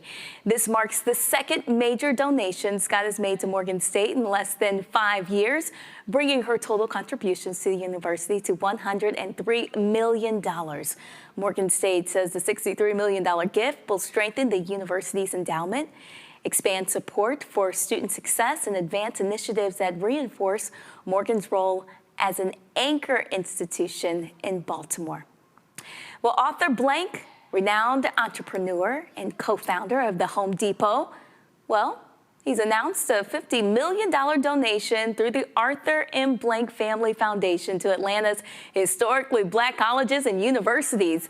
The money will provide GAP scholarships to nearly 10,000 students who are in good academic standing and nearing graduation, but have exhausted all other sources of financial support. Well, the initiative aims to boost graduation rates. Also, a West Virginia pastor associated with the MAGA movement is facing serious charges of sexual crimes against minors. Kevin Jones, 33-year-old pastor at Summit Church in Elkins, appeared in court on charges of soliciting minor and distributing materials depicting minors in sexually explicit activities. Well, investigators discovered that more than 1 million digital files on Jones's devices, including altered images of alleged victims, following his arrest on October 2nd. Well, a judge denied his attorney's motions to dismiss the case and to reduce his cash-only bond of $50,000. Jones remains in jail as prosecutors continue to review evidence for an indictment. We still have our panel here with us. Matt is still listening. Can you weigh in on what you just heard about the West Virginia pastor associated with the sexual crimes against minors? Well, that's an abhorrent, absolutely abhorrent accusation. I am really surprised that his bond is only $50,000. That sounds very low. I'm not sure whether these are state charges or federal charges, but that seems to me to be uncommonly low, particularly with 1 million alleged images of such conduct. That's like an extraordinary amount, a lot more than I've heard in similar cases that I've dealt with as a prosecutor. So, it's a very surprising to me that it's a $50,000 bond. But I think what's interesting about this situation that I understand is that this was a big supporter of Charlie Kirk, or a person who spoke pretty full-throatedly about Charlie Kirk and his legacy. And, this is unfortunately for people who are supporters of Mr. Kirk and that ilk, this is proof positive that obviously a lot of people in that group of people are not good people. And as they go around saying that the Democrats and the left and all these people are so, immoral and horrible, you got to sweep around your own front door, as they say. So this is a horrible situation. But if these accusations are true, I hope he's buried under the jail, because this is the kind of thing we as a society absolutely have to apply the harshest punishments to. Michael, I was watching you. I saw you kind of responding. How are you feeling right now? Oh, well, with Matt saying he was he followed Charlie Kirk, that doesn't surprise me. Just seeing that this took place in West Virginia, Donald Trump won West Virginia overwhelmingly in 2024, as well as even 2020, if I remember correctly. So, yeah, this is, hopefully he gets the book thrown at him if he's guilty. Crimes like this are inexcusable. But also, you're going to hear more. Just when you look at the what Politico exposed, dealing with the racist rants from the young Republicans, the white nationalists in training, and the things that they were saying in there about some of them, wanting to rape people and torture and things of this nature. You have some sick people out here hiding behind Christianity or white Christian nationalism, however you want to put it. We hear you. In other news, a federal judge has ordered immigration officers in the Chicago area to begin wearing body cameras after startling footage revealed agents clashing with protesters and using tear gas during President Trump's immigration enforcement actions. Judge Sarah Ellis, concerned about officers disregarding previous court orders, stated that she is not blind to the images of aggressive enforcement tactics occurring in her own city. This ruling comes as activists intensify their efforts to monitor immigration and customs enforcement, with more than 1,000 immigrants arrested since September. Well, the judge's order also prohibits the use of tear gas and certain riot tactics against peaceful demonstrators and journalists amid ongoing tension surrounding immigration in Chicago. Matt, what is it that we can do about this? Well, I think this is a great ruling by the judge. It's a surprising thing. A lot of people may not know this, but I don't think federal law enforcement officers are mandated to wear body cams. And I know that because I have a case I just tried in June where if it wasn't for the local police officer having a body cam, we never would have had the footage of what happened to my client. So I'm glad that this court is requiring this, because in this day and age, it is so important for us to bear witness in every medium possible, particularly with video, right? We're seeing around the country what these ICE agents are doing, masked, how they're running up on people, how they're, violating their rights and throwing them to the ground and otherwise brutalizing them. There absolutely needs to be recordings of that, and I'm glad that this judge is requiring it. I am surprised that Congress hasn't passed anything before this, or, some other rule hasn't come about that's required this, because this, in my opinion, has been a long time coming. So I'm glad that she required this of the ICE agents there in the Chicagoland area. Dr. Carr, what are your thoughts? How do we continue moving forward? Well, that's a good question. Now, they've been ignoring Judge Ellis's orders before. That's one of the reasons she came down again today. And to the less than men, particularly the American Negro that jumped out the car and put the full weight of his overweight knee in the back of that sister that we just saw. Winter is coming, my friend. It could be legal, it could be moral, but one way you're going to pay the bill for this, and you don't have immunity. Donald Trump may, thanks to John Roberts, but you don't. I think we have to move forward by doing exactly what we just saw. Police camera footage, sometimes they release it, sometimes they don't. Citizen camera footage, however, is why we're having this conversation. And we're able to talk about this in part because some brave soul pushed record on his or her cell phone and we saw the footage for ourselves. Chicago, these punks, these less than men and women who have been signing up to do this, we see them smashing cars in the streets. We see them running into cars and jumping out. But guess what? We see them. So police body camera, I agree with Matt. Do it. Got to do it. But let's not rely on that. When you see something going down, you whip out your camera. Because all of this is evidence for when the administrations change, when the government changes, and when you boys and girls going to get brought up on charges. And we're going to have this evidence because we took it, not the police. And Michael, what are your thoughts surrounding this? How does history impact our decisions now, and how do we use that to make decisions in the future? Well, I think this is a good ruling. Yes, they need to wear body cameras and have them actually recording. Yes, we need to keep recording as well. But also, you know, as I've talked about here on the show, and we have the No Kings rally coming up this weekend. This has to be backed up by targeted, sustained economic withdrawal strategies as well. You know, Dr. King taught us that we have to always anchor our external direct action with the power of economic withdrawal. So there has to be a concerted effort to target those corporations that help finance Republicans and put them in power, help finance Donald Trump. Two of them are Core Civic and Geo Group, two of the largest owner-operators of privatized prisons in the country that donated to Trump's campaign back in 2016. They donated to him as well as 2024, and they have lucrative contracts to house the migrants who are being arrested by ICE right now.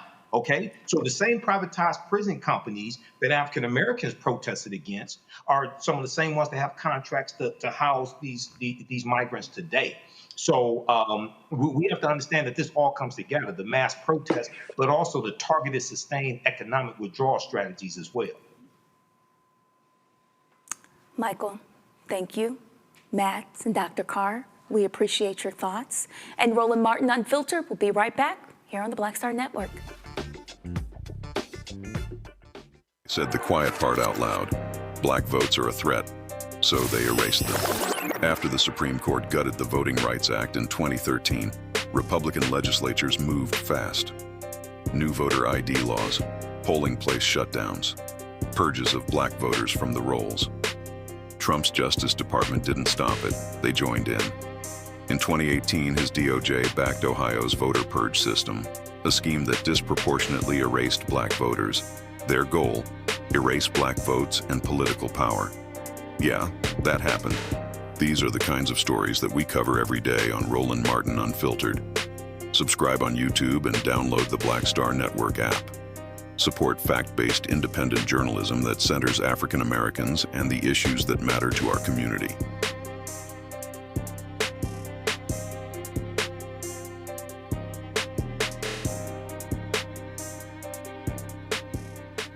This week on The Other Side of Change. Book bans, anti-intellectualism, and Trump's continued war on wisdom. This is a coordinated backlash to progress. At the end of the day, conservatives realized that they couldn't win a debate on facts. They started using our language against us, right? Remember when we were all woke and the woke movement and all that kind of stuff? Now everything is anti-woke, right? When we were talking about including diversity, equity, inclusion in higher education, now it's anti-DEI. All this are efforts to suppress the truth because truth empowers people. You're watching The Other Side of Change, only on the Black Star Network. Hey, this is Motown recording artist Kim. You are watching Roland Martin Unfiltered. That boy, he always unfiltered though. I ain't never known him to be filtered. Is there another way to experience Roland Martin than to be unfiltered? Of course he's unfiltered. Would you expect anything less? Watch what happens next.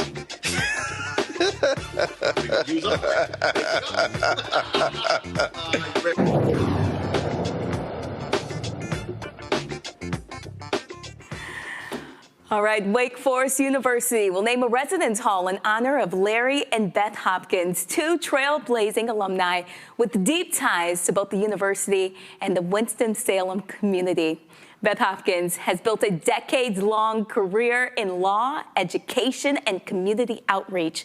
She also made history as one of the first two Black female residential students at Wake Forest. Her late husband, Dr. Larry Hopkins, was a standout football player for the Demon Deacons and a respected physician who dedicated his career to improving access and outcomes in women's and neonatal health. Naming a building on campus, particularly a residence hall, is one of the highest honors that the university can bestow. And joining us right now is Wake Forest alumna Beth Hopkins. Beth, thank you so much for joining us tonight. Thank you. Thank you. My pleasure. Yes, ma'am. How did it feel when you found out that Wake Forest was naming a residence hall in your and your husband's honor? I shared with my friends that I received a call early in the day that the president of the university needed to speak to me. And I said, oh my goodness, what have I said now? Because I'm from the say something generation and I'm always accused of saying something. So when she called the president and said that they were naming a residence hall after my husband and me, I was totally speechless. And the tears just flowed because it was so unexpected. That's beautiful. Tell us more about that. What does this recognition mean to you and your family? Well, it means a whole lot to my family and also to the students who were in school with me, because even though Larry's and my names are at the top of the building, it really represents people who came before us and made the sacrifice, people who came before us and laid the foundation. And collectively, the students and I made a change at Wake Forest for the greater good. And I am just pleased to be part of a group of say something generation people who had courage and weren't afraid of the consequences. Because, you know, at that time, we thought that we were revolutionaries. You know, we had the afros that were 3 feet high. We had more hair in our head than we had fabric wrapped around our legs, and we had a great time at Wake Forest, just being together and sharing our experiences together. And we are together 55 years later, actually, as a group. The two of us, Deborah Graves McFarland and I, were the first two, and then Linda Holliday and Awilda Gillum Neal joined us a second semester. Could you tell us more about what that experience was like for you back then? Well, during that time, we experienced a lot of trauma, as did other Black students at majority European descent universities. But what got us through was each other. We were a united, close group, and we remain a close group. There were less than 20 of us on the campus in the early 70s, and we had a lounge called the Afro-American Lounge. And there we would go in the evenings and talk about issues that involved or affected all of us. And we would resolve those issues, and we were not always in agreement. Sometimes there were very vigorous arguments, because there were those of us who wanted to march, who wanted to protest, who wanted to shout, and there were those who were more deliberate, like my husband and the chairman of our group, who was very deliberate and soft-spoken. And together, we would come to some resolution. Once we opened that door of the Afro-American Lounge, we were solid. Nobody knew that we had had the vigorous arguments that we had had. We represented a united front, and that's how we were able to get through Wake Forest.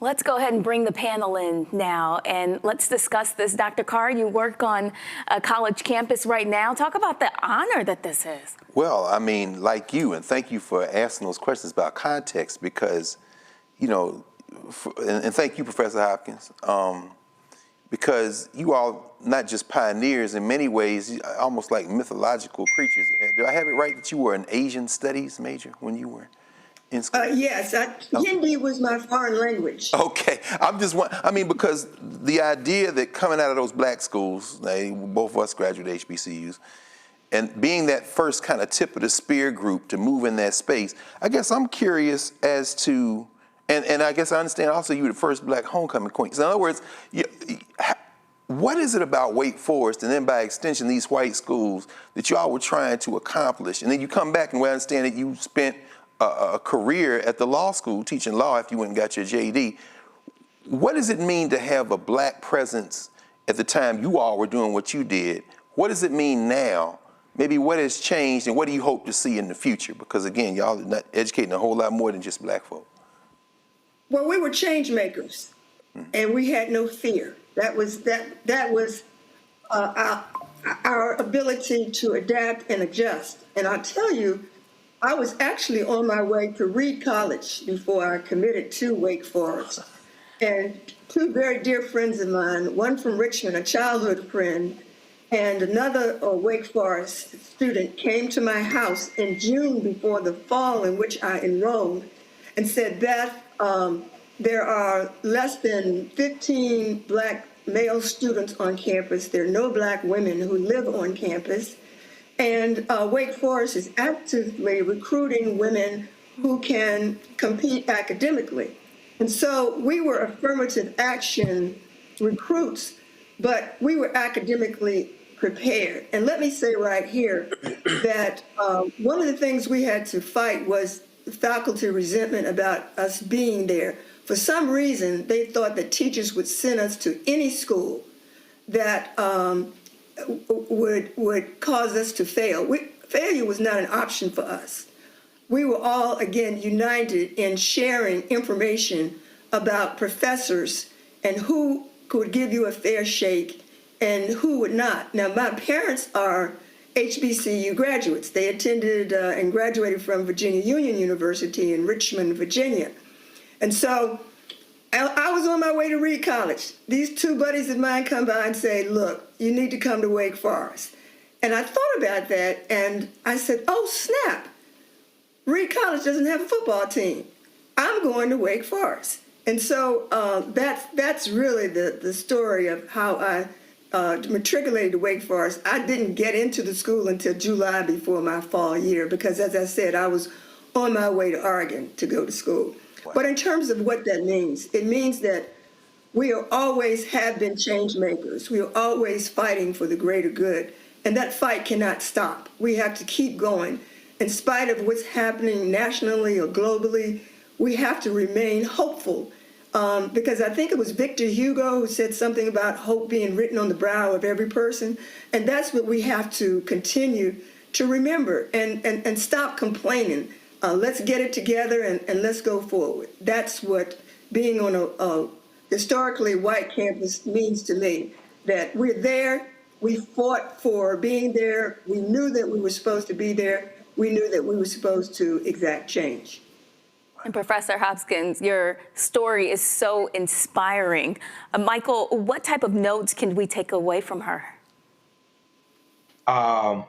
Perseverance, understanding, the civil rights movement, and the what she's saying kind of reminds me of the Cosby Show, where you had Cliff and Claire, who were from that civil rights generation, and they were trailblazers, and then the children were kind of a disappointment. They didn't have that same fire and desire. But the quick question I had was, how did you go from the Asian studies major to going to law school? How did that happen? Well, okay, that's a very, very good. I actually decided at 12 years old that I wanted to go to law school. Wow. And I was actually interested in diplomacy. And I thought that being a lawyer and being able to serve were in syntax with one another, and being in the diplomatic corps, I thought also that was an opportunity to serve more globally.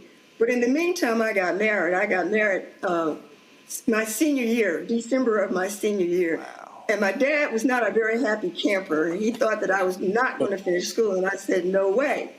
But see, I was involved in civil rights because my parents were involved in civil rights. They laid the foundation. They were the role models for us. So at 12 years old, I was marching on the Holiday Inns, the Dairy Queens, the libraries. We couldn't even go to a library in Petersburg, Virginia, And of course, there were no tennis courts we could play on, and no swimming pools. And thank goodness there was Virginia State College at that time that had tennis courts and a swimming pool for us to learn how to swim. So it was just a struggle being in Petersburg. And I wasn't going to let anything stop me from becoming a lawyer. And I don't know if you know the story that when I finished Wake Forest with honors, I applied to only one school. I was just that, I wanted to say I was arrogant because I knew I had worked hard, I'd accomplished a lot. I knew the school was going to accept me, Wake Forest's law school. Well, guess what? The school said, no, you can't come here. And I was a little immature. I was mad with God because I told him, I said, look, you know that I wanted to be a lawyer ever since I was 12 years old. What's going on here? But see, what that taught me is that you have to submit to the plan, that there's a greater plan for you. And you have to be mature enough to understand that there's a higher authority that's guiding your path. So the very next year, I applied to William & Mary, went back to my home state, and took the bar exam February of my third year, because at that time, Virginia allowed you to do that. Passed the bar, and in May, I had a job with a civil rights law firm in Richmond. And I had the beautiful opportunity to work with Oliver Hill, who was a civil rights icon, and one of the lawyers on Brown versus Board of Education. Now, had I gone to Wake Forest's law school, I would not have had that opportunity.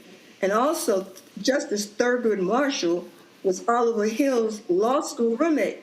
So I had an opportunity to meet Justice Marshall. So there was the grand plan right there, and the rest, is historical. Brittany, do you mind? I just got to ask. When you worked with Oliver Hill, so that means that you knew Spotswood Robinson. These are the legends. These are the legends. So the only question I just want to ask you a quick question, Prof. I know you wrote that chapter in the history of Wake Forest, and that's an important chapter. But we got to know, when is the memoir coming out? Because, see, this is a story we need. You worked with Oliver Hill. Come on. We need that, Yes. Yes. I mean, you can't even imagine what it's like working with an icon. No question. He was so brilliant. He was so invested in the community, and he loved the law. And the stories he used to tell, especially the Farmville one, because the Prince Edward County case is the case that he connected to Brown versus Board of Education. Yes, ma'am. And he told the story about how he was near the county working on retirement cases for Black teachers, because at that time, Black teachers' retirement incomes were not the same as people of European descent. And so he got this call from, as you know, Barbara Johns, the teenager who led the student strike against the Moulton High Farmville School. Yes, ma'am. And she said, Mr. Hill, you got to come and see what we have to put up with every day. And Mr. Hill said, no, I really can't. I'm tied up with all these cases with the Black retirement teachers. I just don't have the time. She begged him. He went to Farmville, and he said that his heart was broken when he saw the condition of the schools. They had buckets to catch the water. They had parents chopping firewood so the kids wouldn't freeze during the wintertime. And that's when he decided to take on the case and bring the Farmville case to Brown versus Board. And as you know, following that case, Farmville schools shut down and didn't have any schools for Black children for about 5 years. They were called the Lost Generation. Professor Hopkins, we do not want to let you go. No. We could listen to you speak for a lot longer, but we want to thank you for your time tonight, for being so open to share your story, and thank you for all the work that you've been doing on behalf of our community. I also want to... I'm not tired yet. Amen. We don't want you to be. I also want to thank the panel tonight for joining us. Matt Manning, Dr. Carr, and Michael Imhotep. I hope you guys have a great night. And when we come back, we'll show you highlights from the Chris Tucker Foundation Celebrity Golf Tournament. You're watching Roland Martin Unfiltered on the Black Star Network. We'll be right back. This week on A Balanced Life with Dr. Jackie, we're continuing our series of putting in the work, A Chef's Journey. Are you an aspiring chef?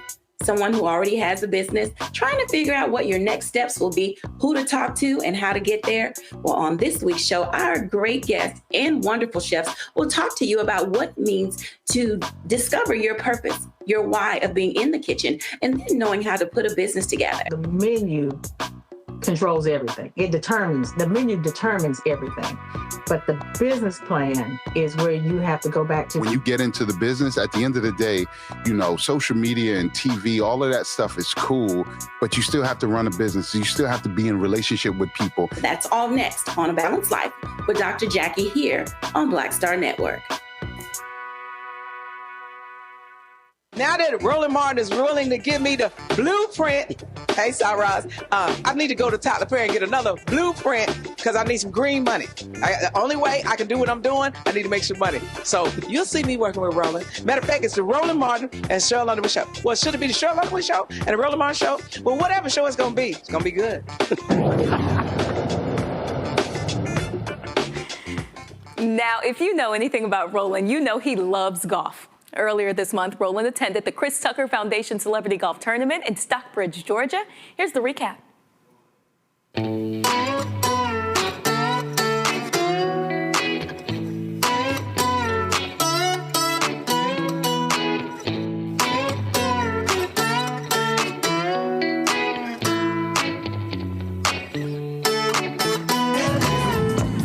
All right, y'all, so we out here at the Chris Tucker Celebrity Golf Classic.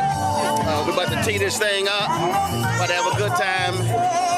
So we had Eagles landings, and so you see right here, gorgeous course, gorgeous day. We ready to do this thing. J.O., what's up, baby? What up, bro? What's going on, baby? Did you bring up golf balls? Because, you know, left, right, water. You need but one? Yeah. 1 times 12? 1 time, baby. Then I just pass after that one. When that one's oh, that's it? When that one's gone? That one gone, that's it? I ride it out. The rest of you just caddying? Uh-huh. The rest of you just caddying? That's right. I be hanging out, finding other people's balls and shit. For me, man, to see all the people who participate who I don't know your name, I love you. Thank you. Roland, I love you, man. You teach us what's going on. Give it up for Roland Martin. That's a smart black man right there. I wish he was in school with me. I'd have cheated over his ass. Oh, man, I appreciate y'all. Come on now. That's how Alpha roll. Yeah. That's how Alpha roll. We could have been in. Give it up for Martin III. Now we know who caddying. We know who caddying. Take a Woods outside. We know who caddying. Hold up. Look at them shoes. He caddying. Come on. I don't know the word. Hey y'all, I got Ryan with me. Come on, Cedric got me on that. Cedric got me on that. I want you to go ahead and see this here, baby. I want you to go ahead and see what greatness looks like. Oh, hold on. Now, hold on. Now, see, you got black and gold on, right colors. See, you got, hold on. All right. See, we got that too. So just want to let you know. What is that? What is that? Come on, man. My rich friends are here. You need to get your tattoo money back. You need to get your money back. Hey, shout out to the news. Shout out to Roland Martin, one of my dear friends, regardless of whatever choice he made, but you still my guy. But remember, in the presence of Alpha, always kiss the ring. Man, go on with it. Kiss the ring right there. Hold up, actually, I wore 2 for you today. I ain't wearing neither one of mine. I got two. They're a little small. Hall of Fame, baby. Hall of Fame, Hall of Fame. I know, I'm in 4 of them. Well, I'm in. I'm an Alpha. Well, I'm a Kappa. So, I know. Don't be trying to make this no content. And remember, without Alpha, y'all Kappa Psi. Y'all need our name. Always national step team champion. I keep telling them he stepped by himself. Hold on.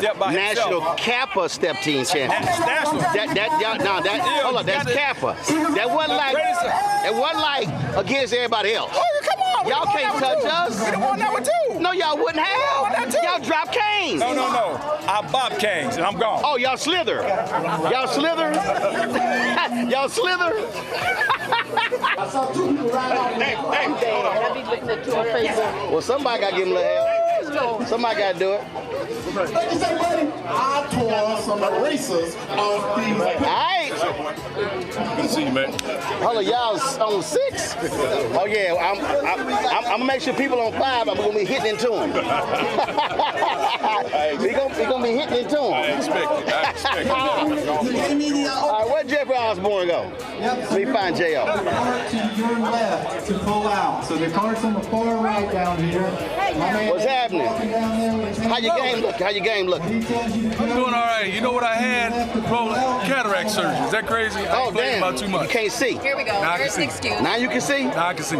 Oh, Sydney says it's It's an excuse. That's an excuse. He's fine. No, he tried to get that money. That's all he tried to. See, that's a new one for me. I had cataract surgery. Normally it's knee, hip, shoulder. I'll be honest. All right. I can see now. Oh, you can see now? Cataract and LASIK.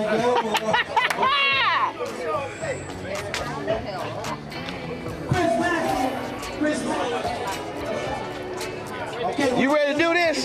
All day, every day, and twice on Sunday. Somebody got to do it. What's up, baby? I'm just chilling. What's going on? My man Slow. All right, good to meet you. You know, we're going to do a little something. I hear you. You know. See, I've been on this man here since Jesus. How you doing? Good. Y'all good? I'm good. All good. Hey, we go back a ways, boy. You know. Hey. Wait a minute. They got Bob Johnson out here. Oh, let me go talk about that Kappa. JY, come on, JY, baby, always. No, I'm actually in Dallas at the golf tournament. Yeah, I'm in Dallas at the golf tournament that day. All this white, you caddying? I'm doing. What you all this white look like the Augusta caddy or something. What's going on, man? What's happening? You know what they say. In Augusta, look at him. always be white and the caddies always be black. Look at him. Look at him. Got the shoes, the socks. Oh, look at him. I'm advertising for MJ now. Yeah, I can tell. You got a branding deal. What's up? Look at him. What's going on, man? I talked to you. You good? I'm real good, man. I can't complain. Anybody gonna listen anyway. Yeah, look like an MJ billboard. You know what? Hey, look. We got to play it however we can play it. I got his shoes on. Yeah. The only way you can do it. Yeah. Hey, ain't no Yep. You wearing the 23 as well? Man, from head to toe. Oh Lord. Hey man, Grove 23. When they open back up, we right there. You getting a check to wear it? I ain't wearing nothing for free. It ain't gonna happen. What the pimpin' there say? I don't sing for free? No, I ain't gonna do it. No. I ain't gonna be no billboard for free. Well, then MJ, if you see me right now, get Roland Martin to check him and get him this gear. So I concur. Me too. I concur, cause I wear Roland Martin unfiltered gear. I pay myself. See, you a bad brother when you can get your own gear and sponsor yourself. Like you a bad brother. That's how we do it. This is how we do it. Yes, sir.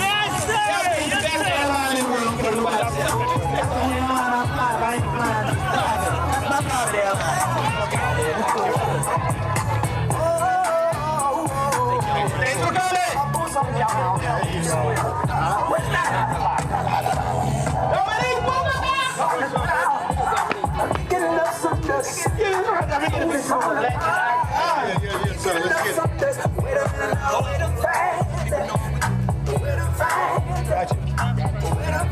Now, big brother Dominique. Yes. Chris, say something for the video. For Nick. Dominique is just the best. He's the legend icon, and he comes out and do things like this because he loves me. This is my big brother. He's been knowing me since I was a little boy. I'm about 16, but thank you, man. I love you, man. Thank you. He just shot. I know. I'm still young. Love you, man. He just shot too many layups. All right. Kim Reed, Kim Bernard, Ray Anthony.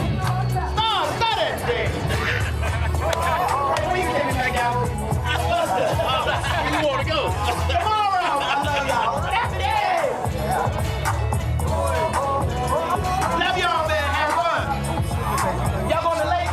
Yeah. Lake. Okay. Lake. Come on, keep it moving. We got to keep it moving. Let Dominique go. He's married. Let him go. Let Dominique go. He's married. Keep it moving. I got it. Love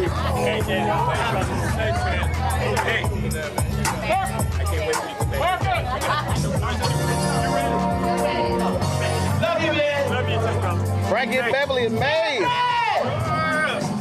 home, my other brother. Love you, man. Have fun. I see y'all out there. All right. I see y'all.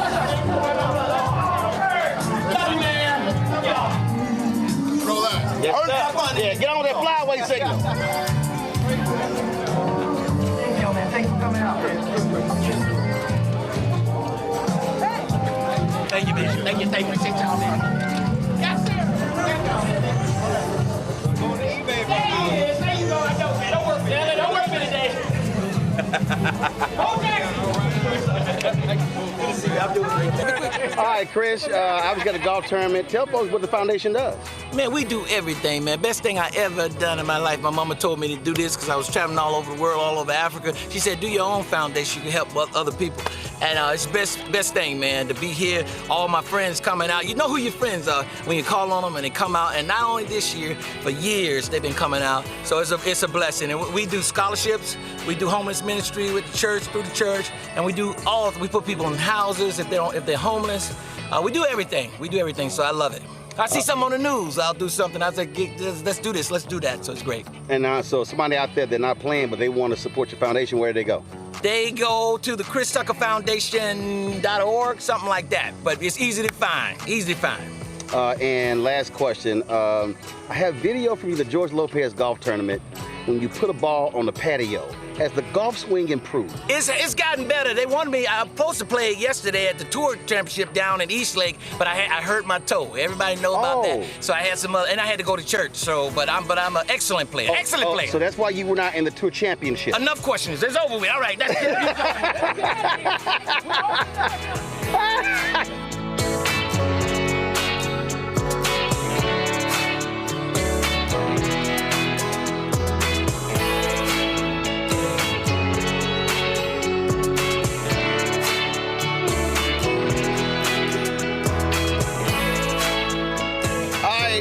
All y'all folks who on time to join the crew, y'all might know this man.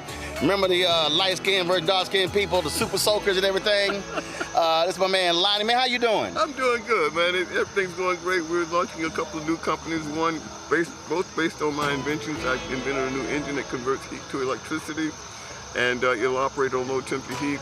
Our major investors in oil and gas company who decided that just 20% of the abandoned oil wells where they've gotten all the oil out, just the low temperature heat there could supply all the U.S. power needs. So we've got the technology that can do it, so we're excited about that.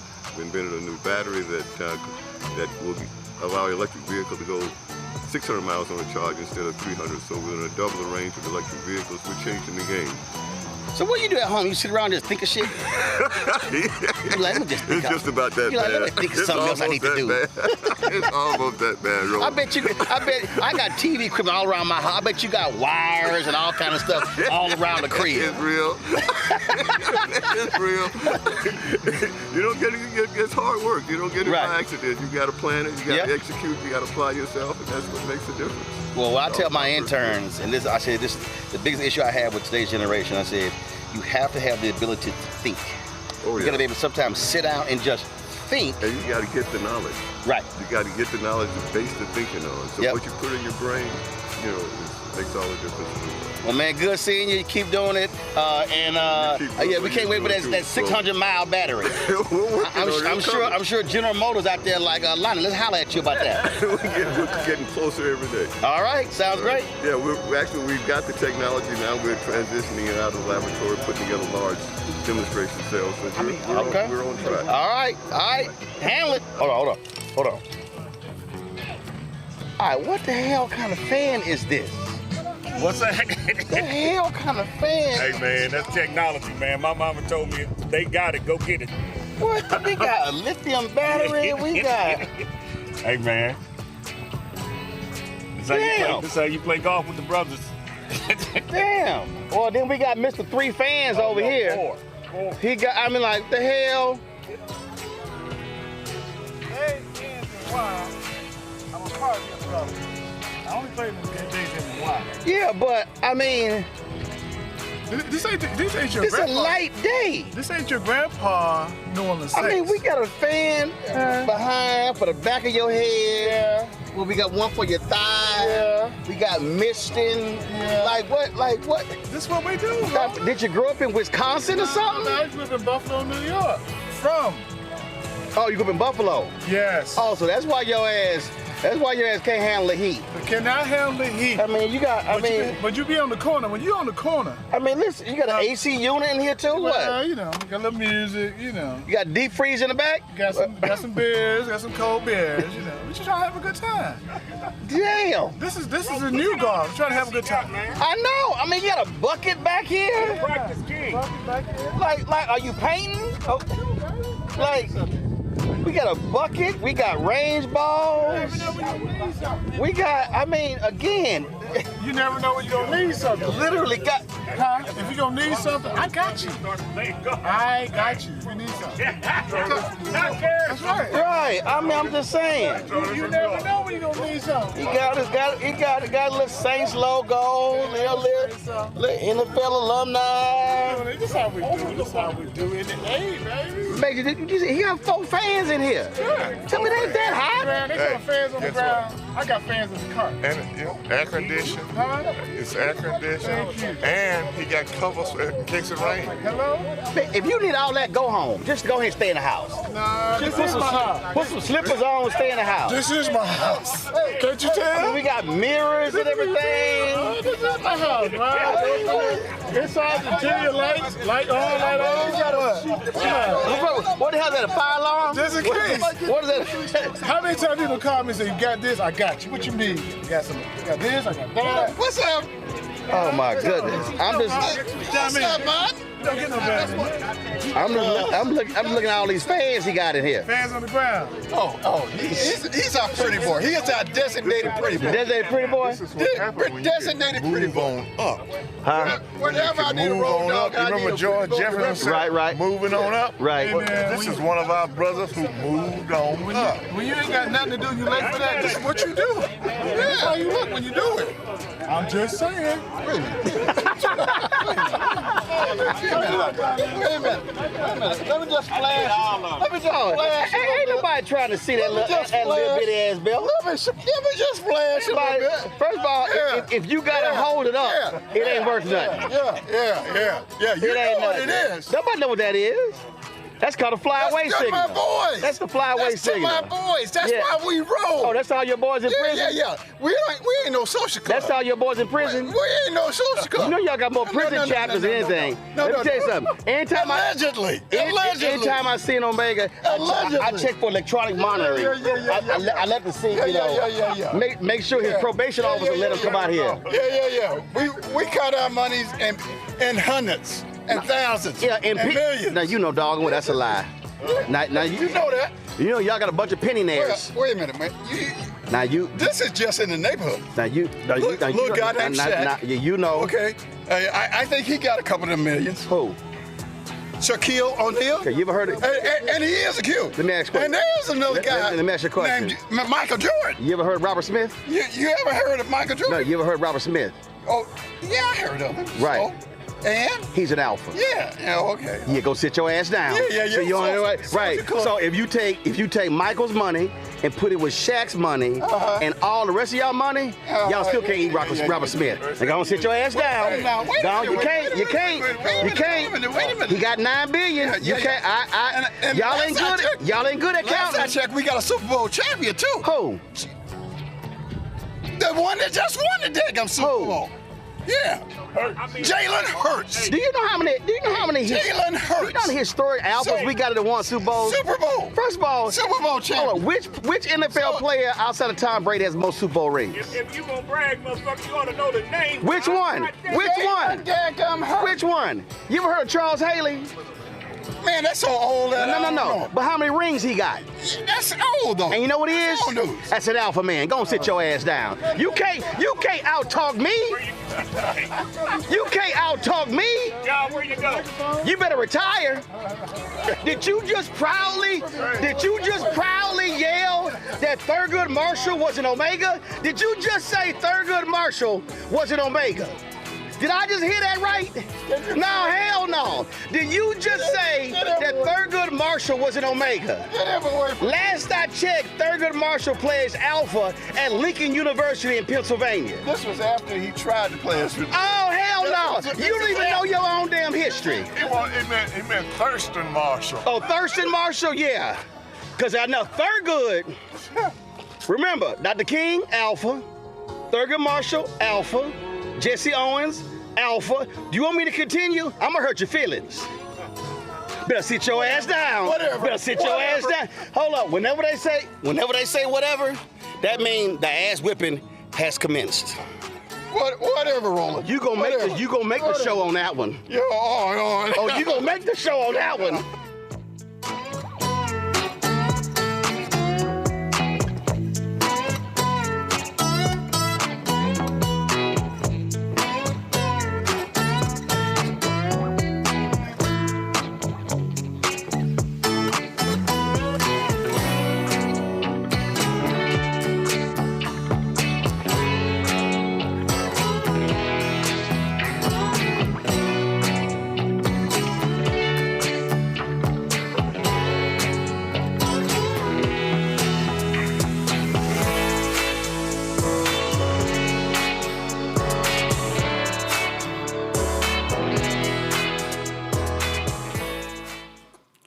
Well, that does it for us here. We want to thank you for watching Roland Martin Unfiltered tonight. If you want to support the work that we do, join the Bring the Funk fan club. We need your support to continue the work, sharing news that impacts Black America.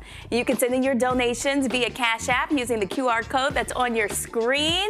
Of course, you can donate by PayPal and Venmo and even Zelle by sending a gift to Roland at rolandsmartin.com. Please make checks and money orders payable to Roland Martin Unfiltered, P.O. Box 757196, Washington, D.C.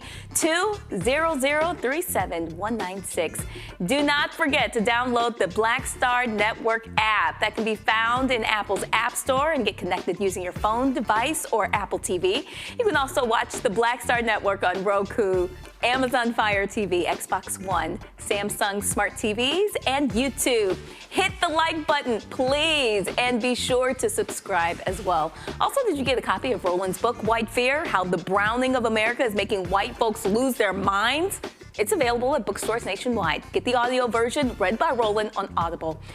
And you can get our gear, shirts, and hats. Stay warm with the Black Star Network hoodie. Go to shopblackstarnetwork.com. And that is also where you can support Black-owned companies by purchasing their products directly from shopblackstarnetwork.com. Do not forget to download the Black-owned social media app Fanbase. You can find me on there at The Noble Journalist. Isaac Hayes II is the founder. So download the app Fanbase. And if you want to invest, they've already raised $13.4 million. The goal is to raise $17 million by the end of the year. You can learn more on fanbase.com. As we do every Friday, here's a look at our Bring the Funk fan club members. That's it. I have to get back to Indiana. Thanks to Roland for letting me sit in his seat tonight. Have a wonderful night.